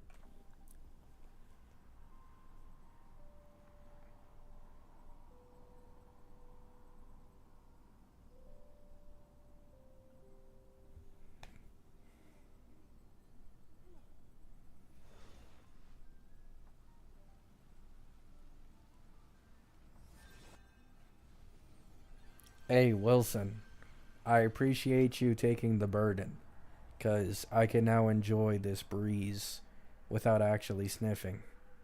So, thank you.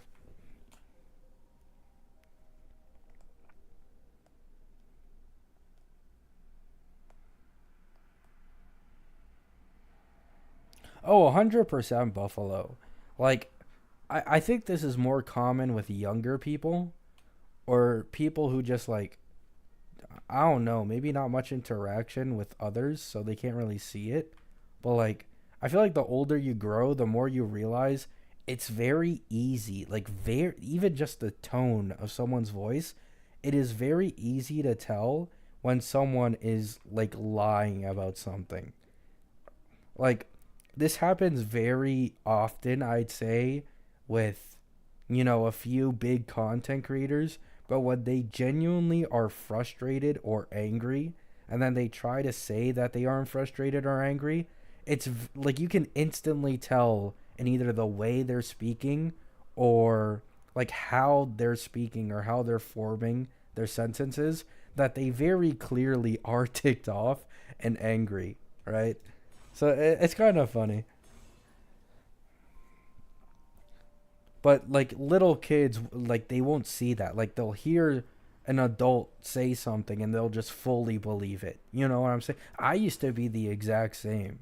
When I was a lot younger, like I didn't really know how many adults how they acted when they weren't around me, and I only knew my parents.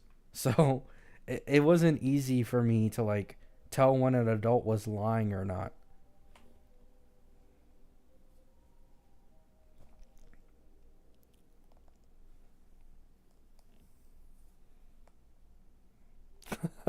Exactly, Winter.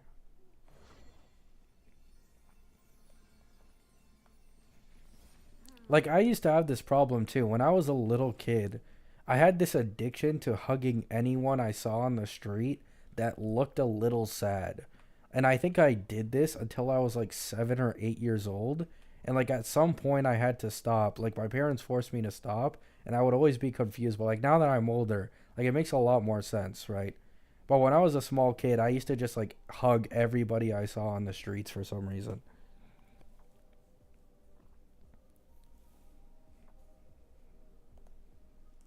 Like I thought everybody was innocent, and it was like, you know what I'm saying?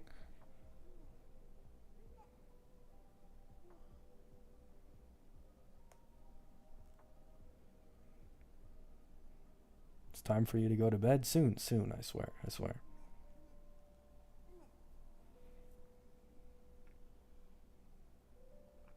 I think bro hugged a serial killer.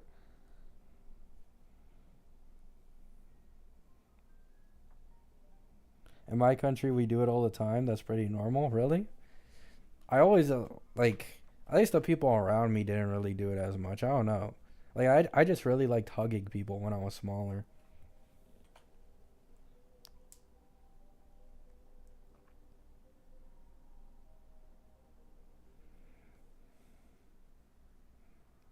True, Lourdes. I would have been scared to get out of my house if there was a kid hugging everyone on the streets. I mean, it's not like I was legit like going outside looking for people to hug.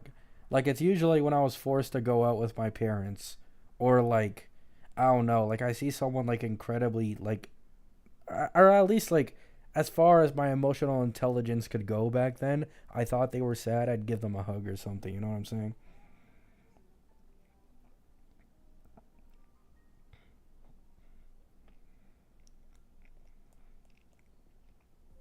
Really, Wilson? That sucks.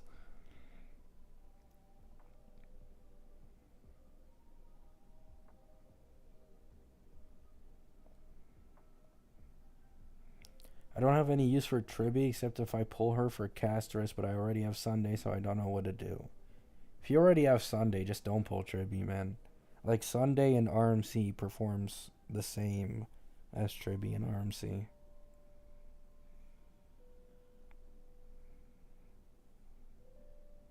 Would you hug somebody who's giving away candy for free in a van? No. Fortunately, my younger self would have been fully aware of something like that. Mostly because of cartoons making episodes on them. And so, like, I wasn't that. I mean, maybe when I was like 4 or 5, sure. But after that, nah.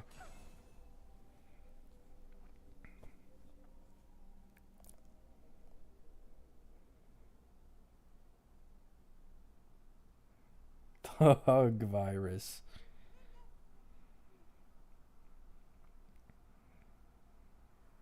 Nice, Wilson.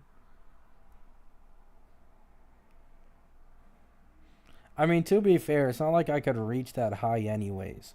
Like, I was too small, so I'd basically just be hugging, like, their pants. Like, up to their knee or something. Maybe lower.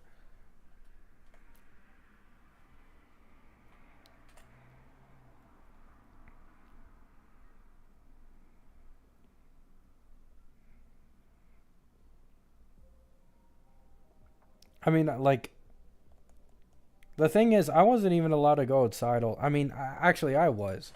So, like, I'd say from, like, 4 to 5 years old, all the way to probably 10 years old, I'd spend all day outside, like probably an average of 8 hours a day outside.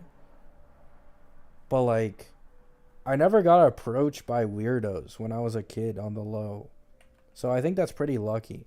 Like, I've never had a weirdo come up to me when I was outside.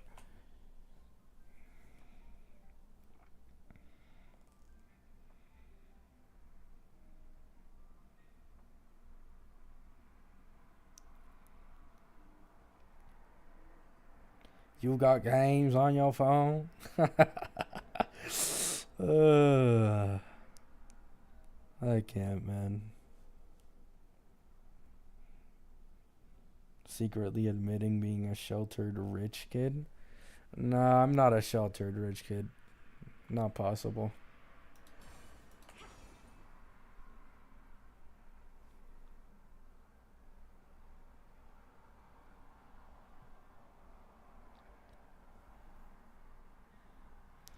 Wait.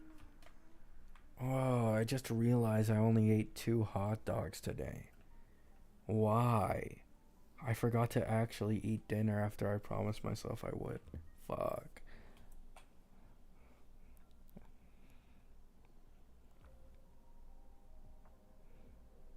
Gabby, show us the bag, the bread.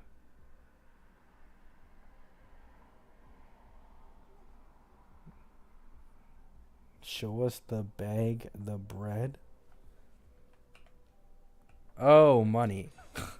I'm stupid. I don't know why I got stuck on that. I was thinking of food. I'm too hungry, man. Fuck. Bro had 2 glicks. Okay, so here's the thing though. I never eat normal hot dogs. Even though they're more expensive, I only ever eat beef hot dogs because they just taste better. They're like double to triple the price, but like it's just worth it. You know what I'm saying? So I bought like a few days ago, like what, like 4 packs of them, and I usually eat like 2 a day at some point in my day. So I mean, it's a pretty worth it investment. You know what I'm saying?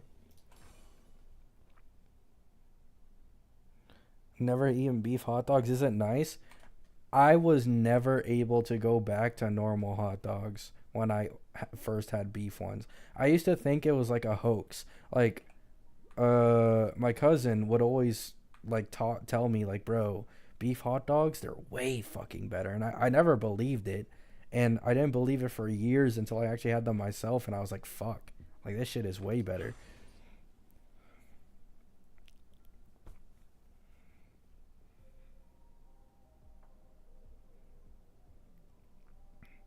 Two glizzies is wicked. The thing is, hot dogs are just so easy to eat.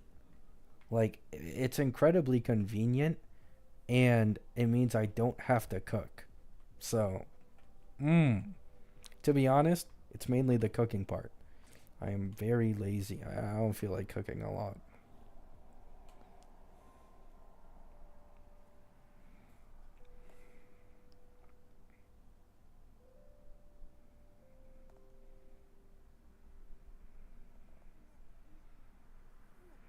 It's full of sodium. Eat something healthy. Uh, mm, I appreciate your opinion. However, the sodium will continue to be consumed. Eat your vegetables. I mean, I also eat fruit and vegetables like very often. Like, my favorite snack is strawberries. My favorite second snack, like vegetable wise, would probably be carrots. Broccoli is probably the second best, but like broccoli is just way better cooked. Broccoli by itself is ass.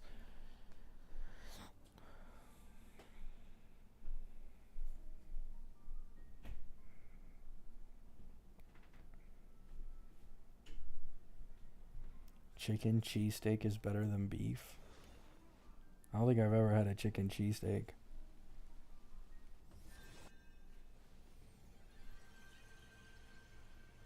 You eat raw broccoli? I actually used to. When I was young. Not anymore, but like when I was a lot younger, I'd eat like raw broccoli all the time. For some reason, I was addicted to it.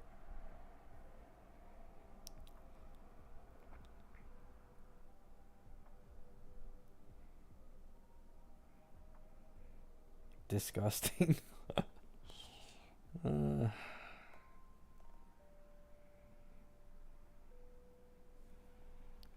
I mean, raw carrots is way better though. Like, I have to say, carrots are pretty underrated. Now, carrot cake is pretty ass, but like, carrot the vegetable by itself is like really nice. I don't really like carrots mixed in anything though. Now that I think about it, I just prefer them by themselves.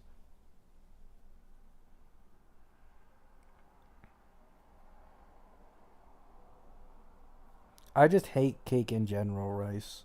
It's not like only a carrot cake thing.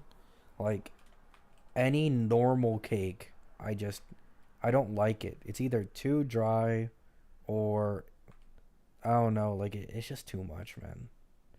I can maybe eat one slice and that's it.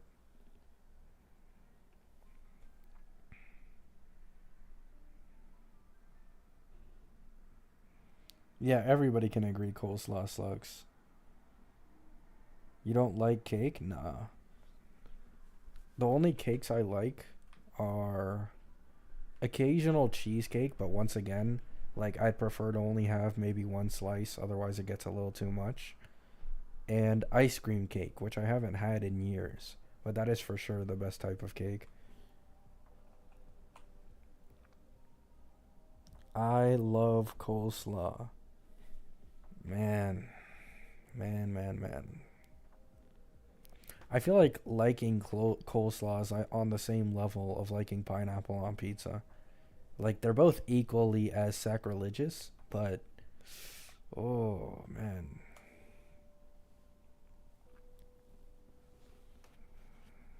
I eat raw onions. What is wrong with you, Solus? Why do you eat raw onions? Why? What's the point? What do you gain out of it?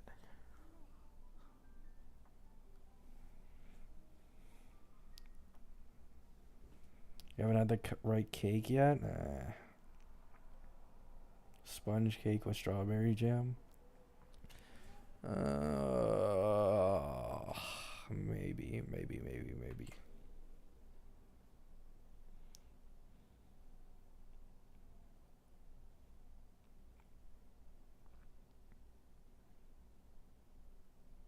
Well, yeah, but that's kind of the case for anything. Rig. Don't you judge others when you used to eat raw broccoli? hey, times have changed, okay? I've changed. I no longer eat raw broccoli, okay? That was in the past. People's taste buds change over time. I used to absolutely despise sour cream. Now I actually don't mind it. Same with mayo. Though I don't have anywhere near the same addiction to mayo as my family does.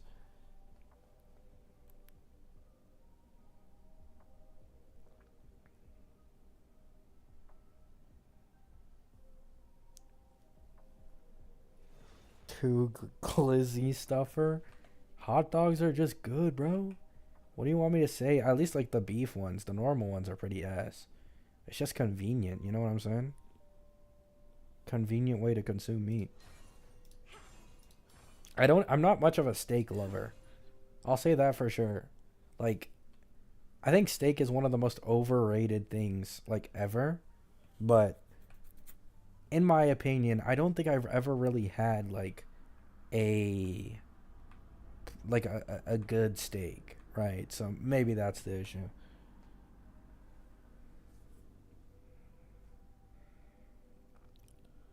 Pineapple on pizza isn't as bad as I expected. Not super great either, but it just doesn't match, man. And then like you try removing the pineapples when you don't like them, but like the pineapple flavor has already soaked into the pizza slice, so you can still get like that slight bit of aftertaste. And it just throws you off.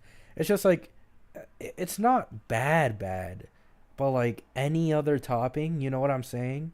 Like any other topping, and you're putting pineapple on there, really? That's your first choice?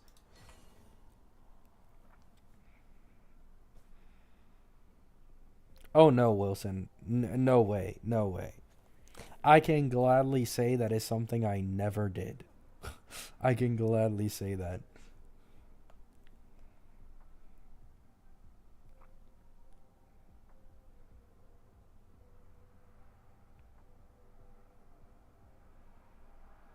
Why are we talking about food? I don't know, man. The entire chat just like started talking about food the second I said I was hungry, so it kind of just evolved into food talk.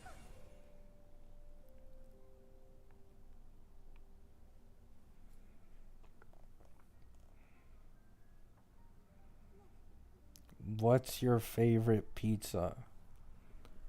Uh, that's hard to say. So, if we're talking deep dish pizza,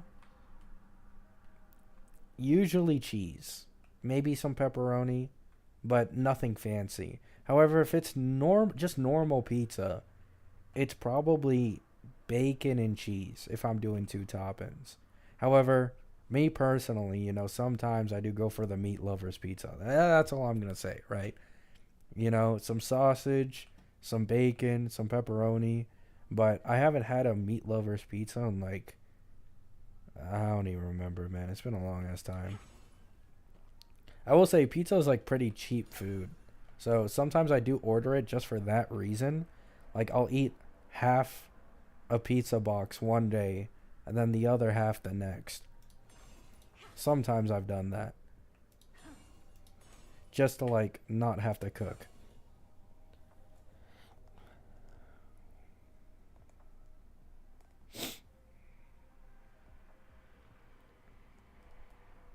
Yeah, I'm Canadian.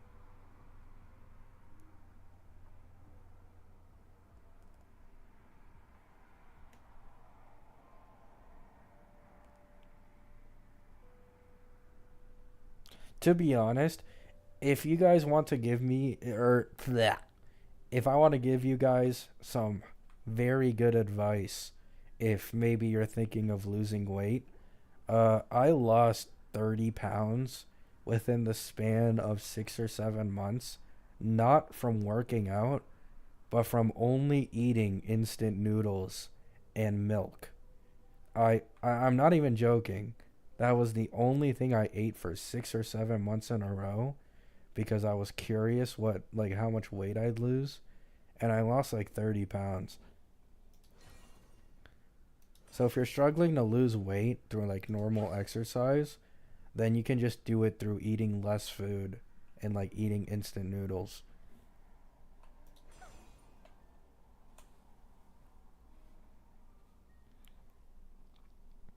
Chicken pizza is pretty good.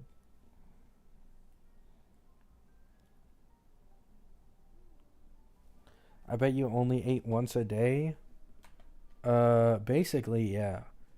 I do 2 packets of the instant noodles, so in total that was like 400 or 500 calories. And then obviously milk is pretty caloric heavy, so I'd spend most of the day drinking milk while eating like 2 or 3 packets of noodles every day, and I did that for like 6 or 7 months.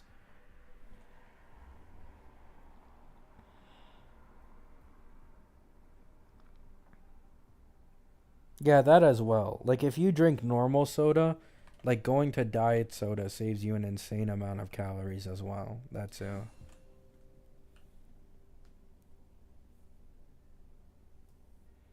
eating noodles every day could give you diabetes. Oh, really? I didn't know that.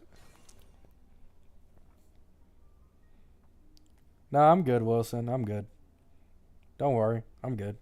I just wanted to test something at the time, so that's why I tried it.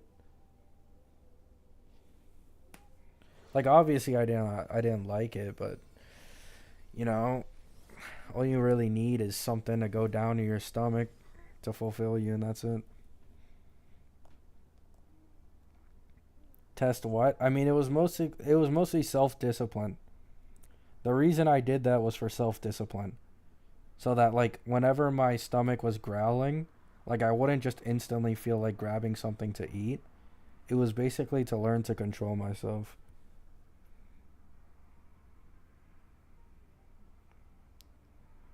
I don't think so, Wilson. I mean, I don't know what qualifies for depression, but I don't think so. Would you say Castros is a must pull? No, not at all. I don't think Castros is a must pull.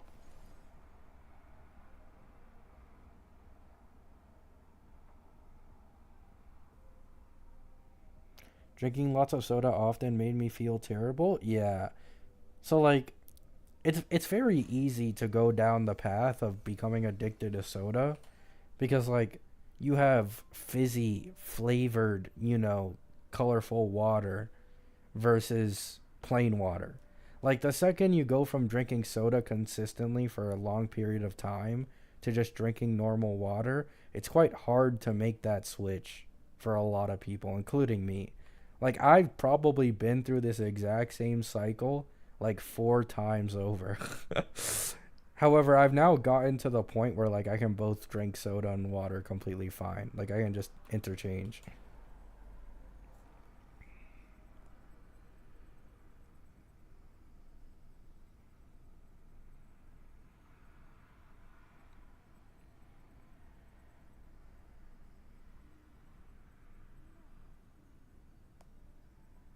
I didn't know that, Wilson.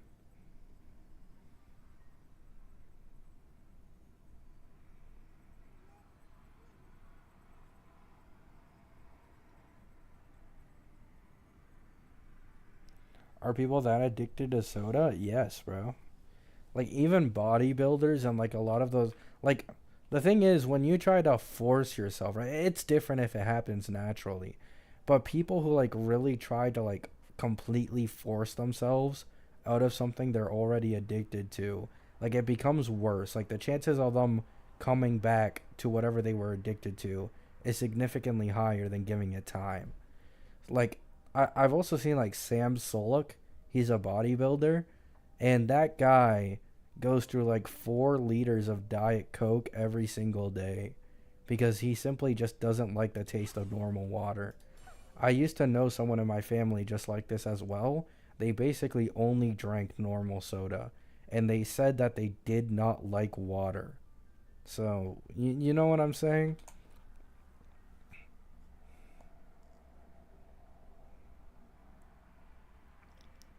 I think milk is the best drink though. Like me personally, there I am 100% more addicted to milk than I am soda. Soda's more like a meh thing, but milk I couldn't imagine without it.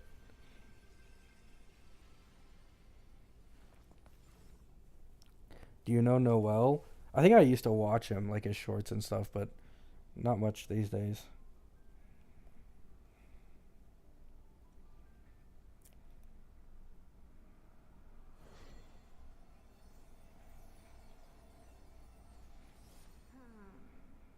I fear for your health? Why? I just like milk. Yeah, Noah Dazelle. Yeah, yeah. That guy. How could anyone think milk is better than water? I mean, to be fair, in the first place, most convenience market milk, or just like any store milk in the first place, is mostly water. Like, it's usually 1%, 2%, or 3% milk, and then the rest is literally just water. So, I basically am drinking water, but like, it's basically slightly, more refreshing when it's milk.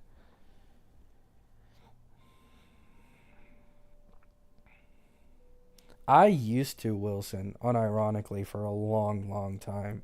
However, these days, I usually ask for, like, Diet Pepsi, usually.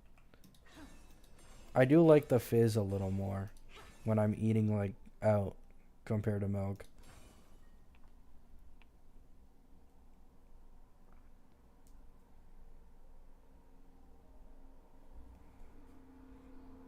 The thing is, like, ironically, I used to love chocolate milk and hated normal milk as a kid, but now it's the opposite. I don't really like chocolate all that much anymore. Chocolate is like, ugh, I don't like it. Too bitter.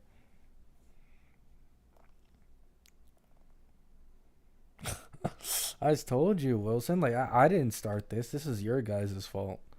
I just said I was hungry, and then everybody started talking about food.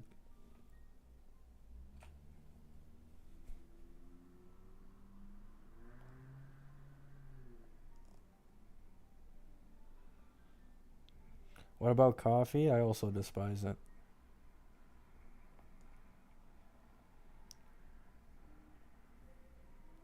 Oh wow, Solus. I didn't know about that.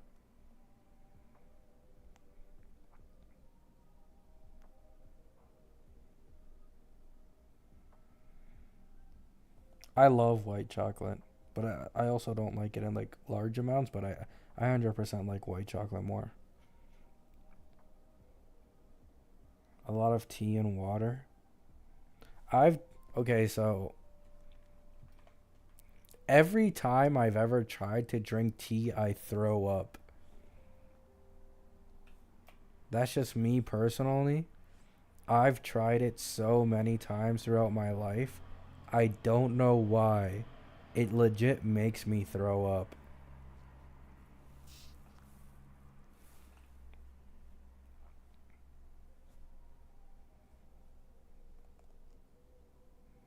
You throw up? Yeah. Tea with milk then? I've never had that before. Probably not a good tea then? Yeah, probably not.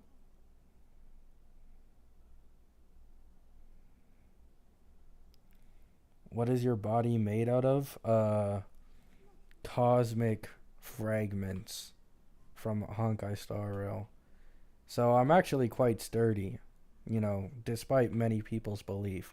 Now, my immune system, I do get sick here and there, but, you know, my immune system's just a little mad at me recently, that's all, We get over the argument, I no longer get sick. It's that simple. I'm quite the beast, if I may say so myself.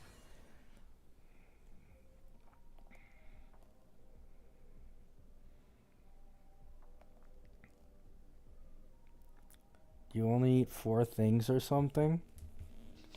I mean, honestly, yeah. Unless I'm like, if I really get tired of eating something over and over again, I will stop for a long time eating it. However, it's usually never like I'm tired of four or five things at the exact same time. If that were the case, then I'd be cooking for myself every single day different foods. But I don't know, like I've never really been much of a picky eater, to be honest. Like, even if I don't like something, I can still down enough of it so that I can like, sustain myself for the day. It's not an issue for me.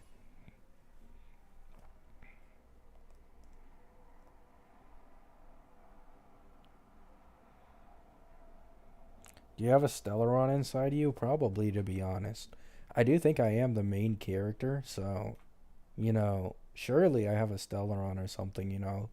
I'm gonna have like one of those moments where like the Trailblazer just like awakens his powers and then I save everyone on the planet, and then I become a hero. You know, everybody praises me. I get millions sent to me for free. I'm the best guy in the world. Yeah, basically something like that.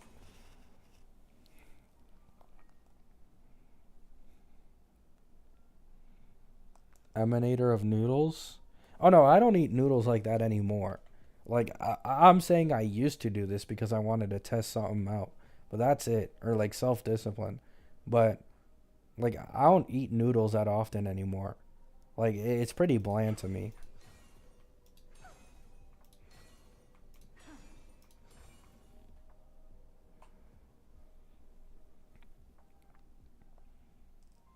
Or destroy the whole entire planet. I feel like if I was a like real life emanator, then I'd probably want to find someone as strong as me so I could fight them every day. That sounds like the most fun way to live as an emanator. You know what I'm saying? Like that just sounds fun. Like waking up every day and fighting someone.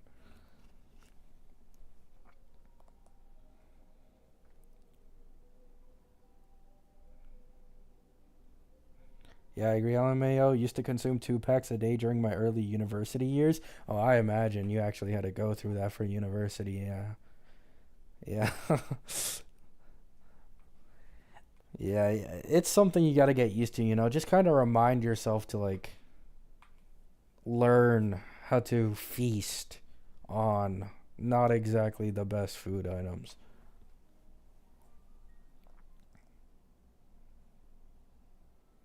Sounds like a destruction emanator and joy fantalia. uh,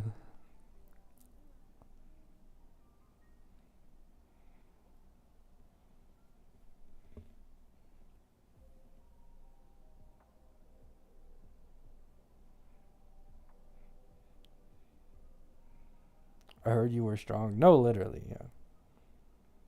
It's 11 a.m. and you're live. What time is it there? To be honest, you know, it might be 5 in the morning, and I might have been awake for a pretty noticeable amount of time, but it's fine. It's fine.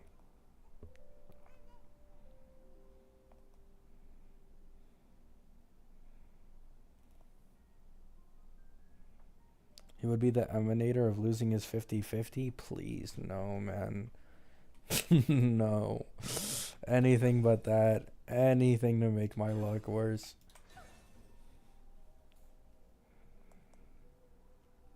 You haven't eaten dinner and it's 5 a.m.? Yeah. I mean, I'm fine, Wilson. I'm fine. I do this all the time. Like, I don't know if you guys think, like, this is, like, occasional. Like, I do this all the time.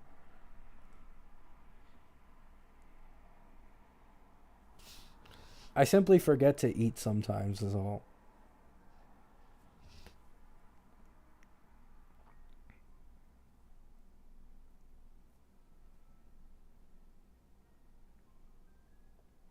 The Gacha Emanator? I mean, I win all my 50-50s. I think I deserve to be a Gacha Emanator. You know, I think anybody who's watched me for a while now could agree that I'm quite the lucky guy. Which is stronger, E2 Herda or E2 Castris? Uh, did they change her Eidolons in V3? I'm not gonna lie, I didn't see that. I didn't pay attention to the Eidolon changes. I'm not sure. I think Herda. I do think it's Herda.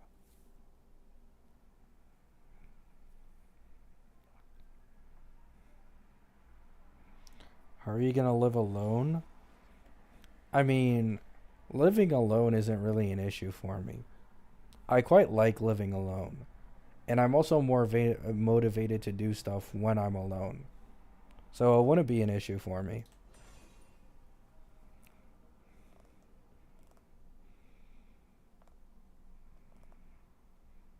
Like, usually being around people is like a bad influence for me, anyways. I want Cass to be buffed. I mean, I could see it, but like, I don't think she really needs one, to be honest.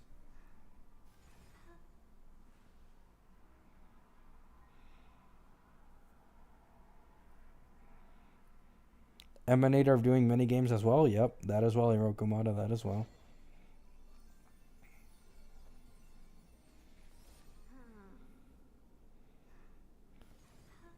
E0 S1 Herda is better on par with Cass. Yeah, Caster is just like, she doesn't seem to be like a main DPS. You know what I'm saying? Like, she is technically a main DPS, but she very clearly isn't supposed to be the only one on our team doing damage. Like that's the most clear part. Like, it'll probably be her, Tribby, Hyacine, and some other likely remembrance support who, can buff and do damage at the same time. That should probably be her best team.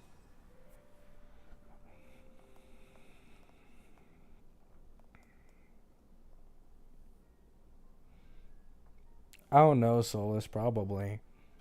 I mean, I have a lot of gooners in my chat, you know what I'm saying? So it happens all the time. Like a few days ago, the chat was talking about sparkle feet for like half an hour or something. So I ended off the stream saying sparkle feet.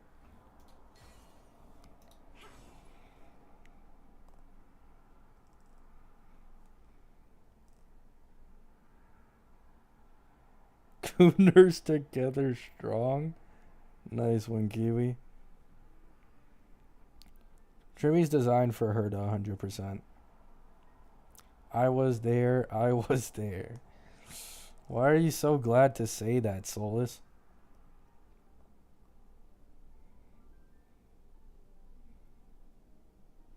I mean, I'm good, Wilson. Don't gotta worry about me. It's all good over here.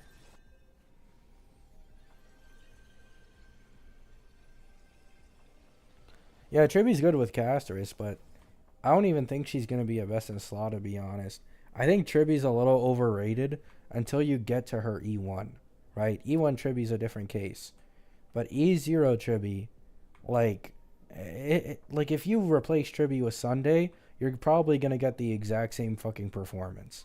So, it's one of those things that it's like, you know what I'm saying?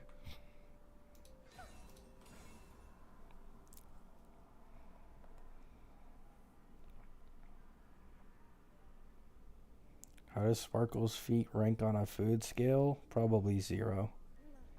I don't exactly look to eat toes when I'm hungry. But that's just me personally, of course.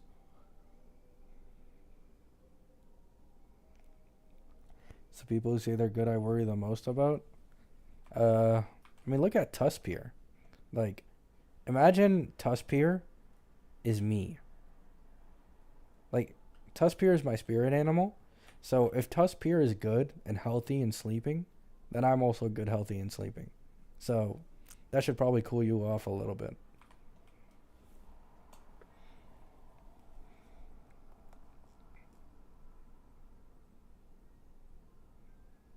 Someone asked, what is equilibrium? Yeah, like, you know what I'm saying? Okay, to be fair, right? Let's give them the benefit of the doubt. They're a veteran, and they've now gone like a year without leveling up, so they don't remember what equilibrium level is. Like, in fairness, right? In fairness. But, yeah, I mean, that is pretty dumb. I'm not gonna lie.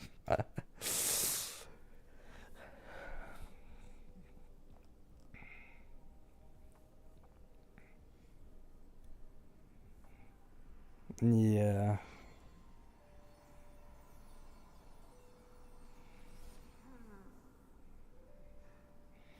Yeah. The Honkai Star Rail leak Reddit is like a 50-50 on people who actually have like a good, knowledge on the game, like how characters perform. And then you have like the other 50, which is like Doom posters and idiots, basically, right? Now, I want to keep a lot of people confuse Doom posting with just any criticism for a character at all. which is simply not the case. Like, if a character is rightfully, very clearly not good, and they're being called out for it, that's not exactly doom posting. But if a character is already good enough, and people are trying to make it out like they're trash, then yeah, that's usually bad, right? Like, that's literally currently how I feel about Castris and Anoxa. Anoxa deserves the doom posting. Castris, not really, although a buff wouldn't be an issue, to be honest.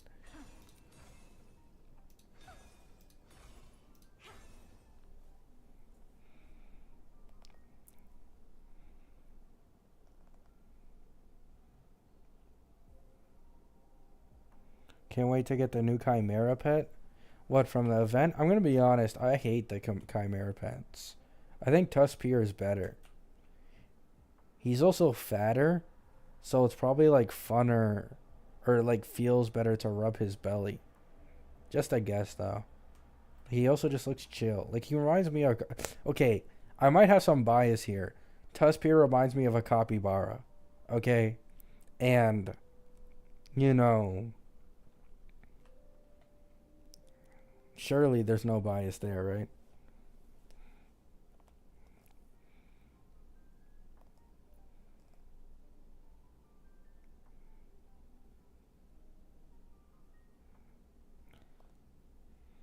Yeah, it would be cooler if you could customize the pet.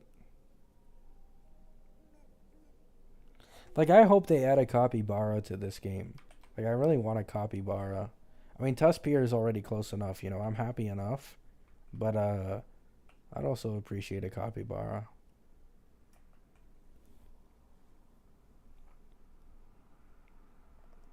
I love meme. uh, I can't, man. I fucking can't. Mimi, the person who action advances my Herda when she's only like 5 action value away in the first place because of my shit speed tuning.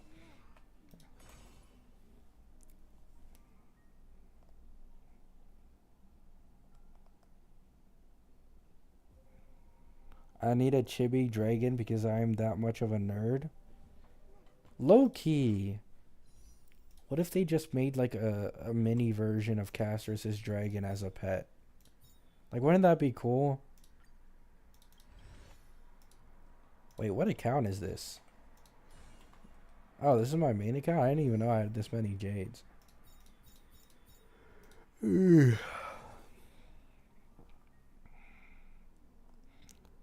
Guys?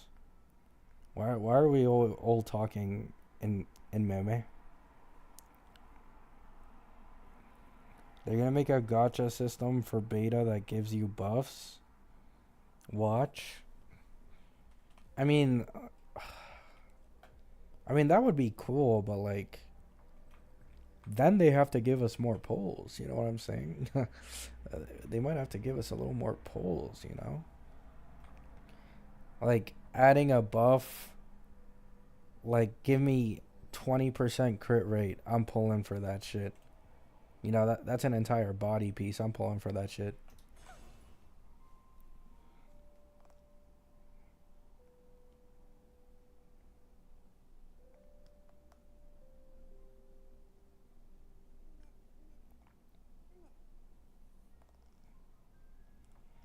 We still don't have any leaks for Castris Gacha summoning animations. Yeah, I haven't seen anything about that. So I'm a little more skeptical on it. Maybe we aren't going to get that, you know? Maybe they just lied to us, but we'll have to see. It'll probably be closer to the final version if it's implemented.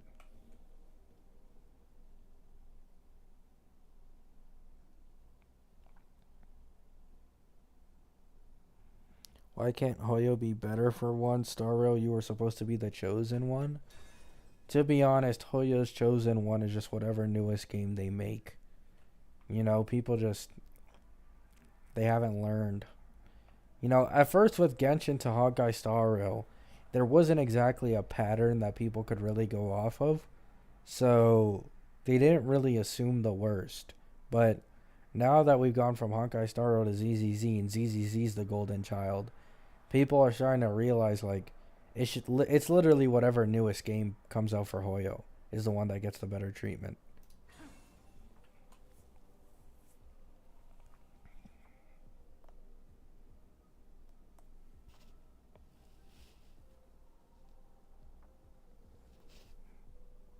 Yeah, exactly, Wilson. I love ZZZ. I fucking hate it. I like the 120 FPS option. Like, can they just fucking implement that in their other two games, please? But outside of the 120 FPS option, like, I don't know what it was, but like, I'm pretty sure they fixed it, right? Because I did quit before they made a lot of big changes, but it felt like I was playing on auto, even though I technically wasn't. Like, the game did all the rotations for me, and all I had to do was make sure I dodged so that I didn't get killed. And everything else the game just did for me.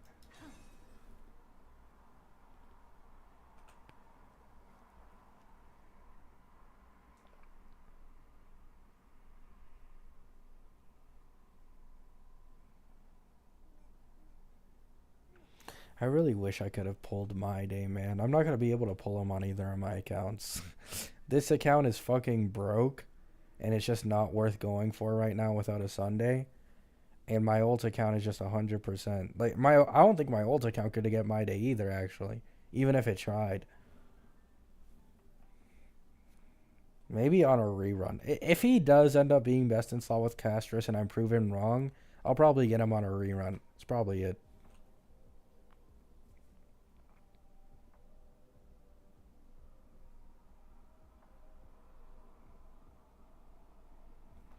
I've seen no content about the stories, just the characters, and that's it. I mean, there's not much to talk about the story in this game, to be honest. Like, it's mostly just theory crafting, and the theory craft videos usually go, like, way ahead in time, right? Oh, yeah. Oh, I forgot. Oh, I should have made a video on this.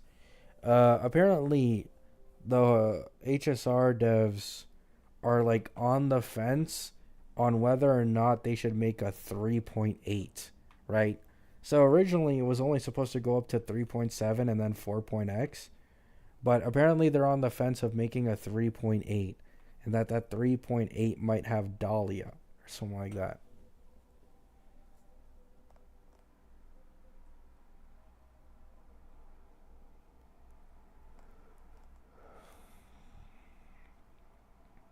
I think that was a fake leak. I don't think so. Because like other leakers responded to it, and what they said was that 3.8 isn't confirmed, but that like the Hoyo devs are actually testing it to see.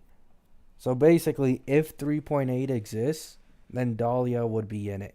But if it doesn't exist, 50-50 chance, then Dahlia will just disappear from the character loot pool.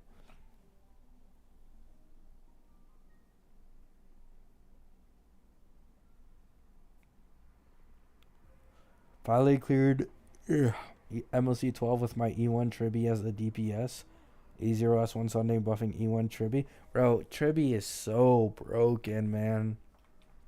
I already know it's going to feel like shit when we go into a single target meta again. But man, Tribby just feels so good right now. Like a support doing that much damage is actually crazy. It's so nice. It's literally the Ling Shaw effect all over again. Like you have a sustain who's only supposed to, sustain your team, but like they're also dishing out like a good amount of damage.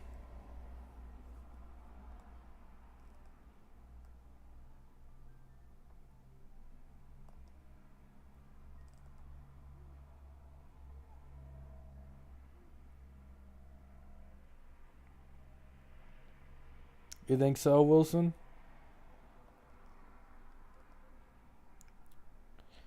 Tribby secretly an erudition unit disguised as a harmony. I'm saying, man. Like, Tribby was completely carrying my Rob account in Endgame, which I actually haven't bothered to go any further in. I kind of forgot about that.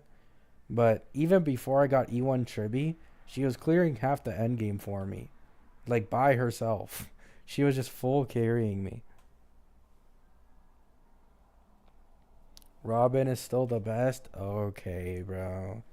We get it. Robin's the best. You know, the girl who just ruins any background music with her singing. She's the best.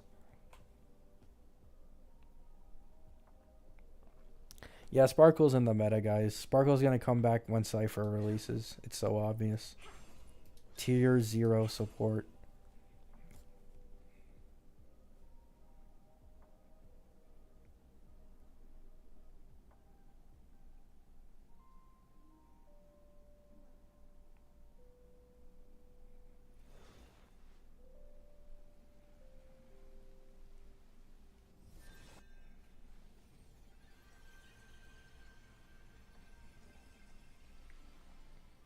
Red Nahida, best support in the game? Who's Red Nahida? Oh. Oh, I see. My Day best in slot for casters cope.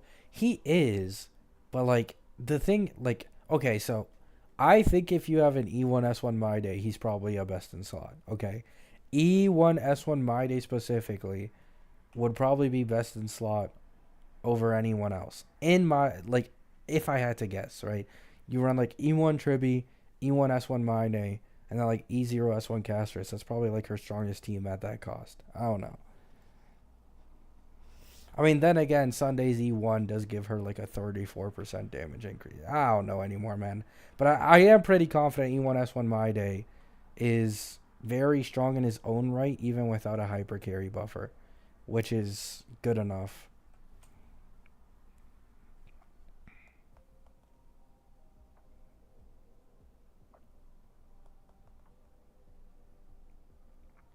Tribby shits on my E1 Sparkle and it causes me pain. I mean, what are you going to do about it, man? I don't even blame you. I also fell for the Sparkle propaganda back then. People were saying Mono Quantum is the future.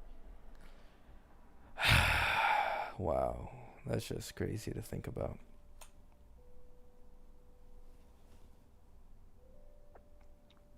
When do we get early leaks about High Scene / Cypher Kit? Uh, Probably like 1 or 2 weeks before 3.2 hits. That's usually when the leakers like to drip feed like what the character actually does. And then literally like you have to wait until 1 or 2 days before the actual in gameplay leaks drop, which would be when 3.2 drops. And that's when we actually get like full accurate kit leaks usually. Now, the thing is, Anoxa is a bit of an anomaly. Anoxa's full kit leak from like 3 weeks to a month before actual gameplay testing came out was incredibly similar to his final kit leak. Like it was basically like 1-to-1 with very slight changes. However, Castrus's was the one that kept fucking changing every 2 seconds.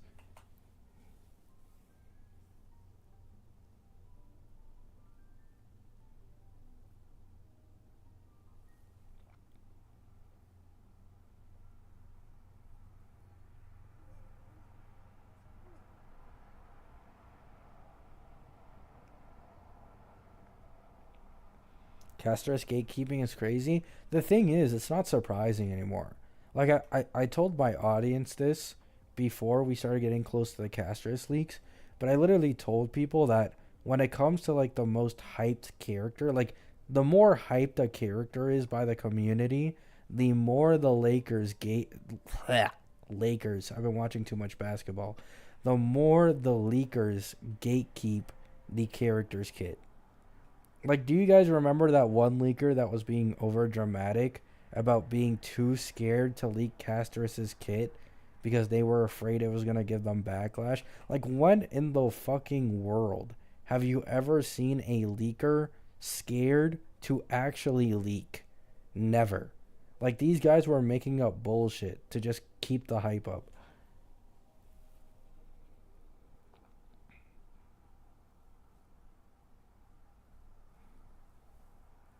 They were like, "Oh my god, guys, oh my god, guys, I don't want to talk about Castor's kid. She's so weak. She's so weak. Oh my god, Sunday's so shit with her." And then the actual in-gameplay leaks come out, and you're like, well, yeah, that was for nothing. Like, all that bullshit was for nothing.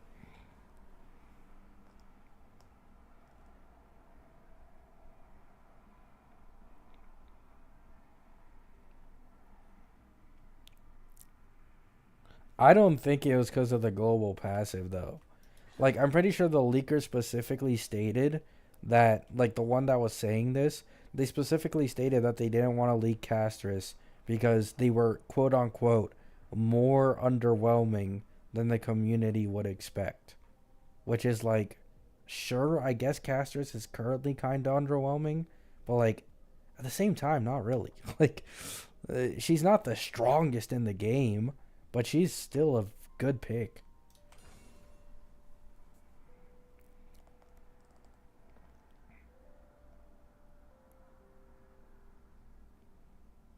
Time for sleep, Grandpa. All right, guys. All right. I will be. Mm, actually, yeah. I probably just won't eat. I'll probably eat tomorrow morning. Uh, hope you guys have a good day. Hope you guys have a good night. Thanks for stopping by with the stream. Uh, I don't have any final words of the day to say today, guys.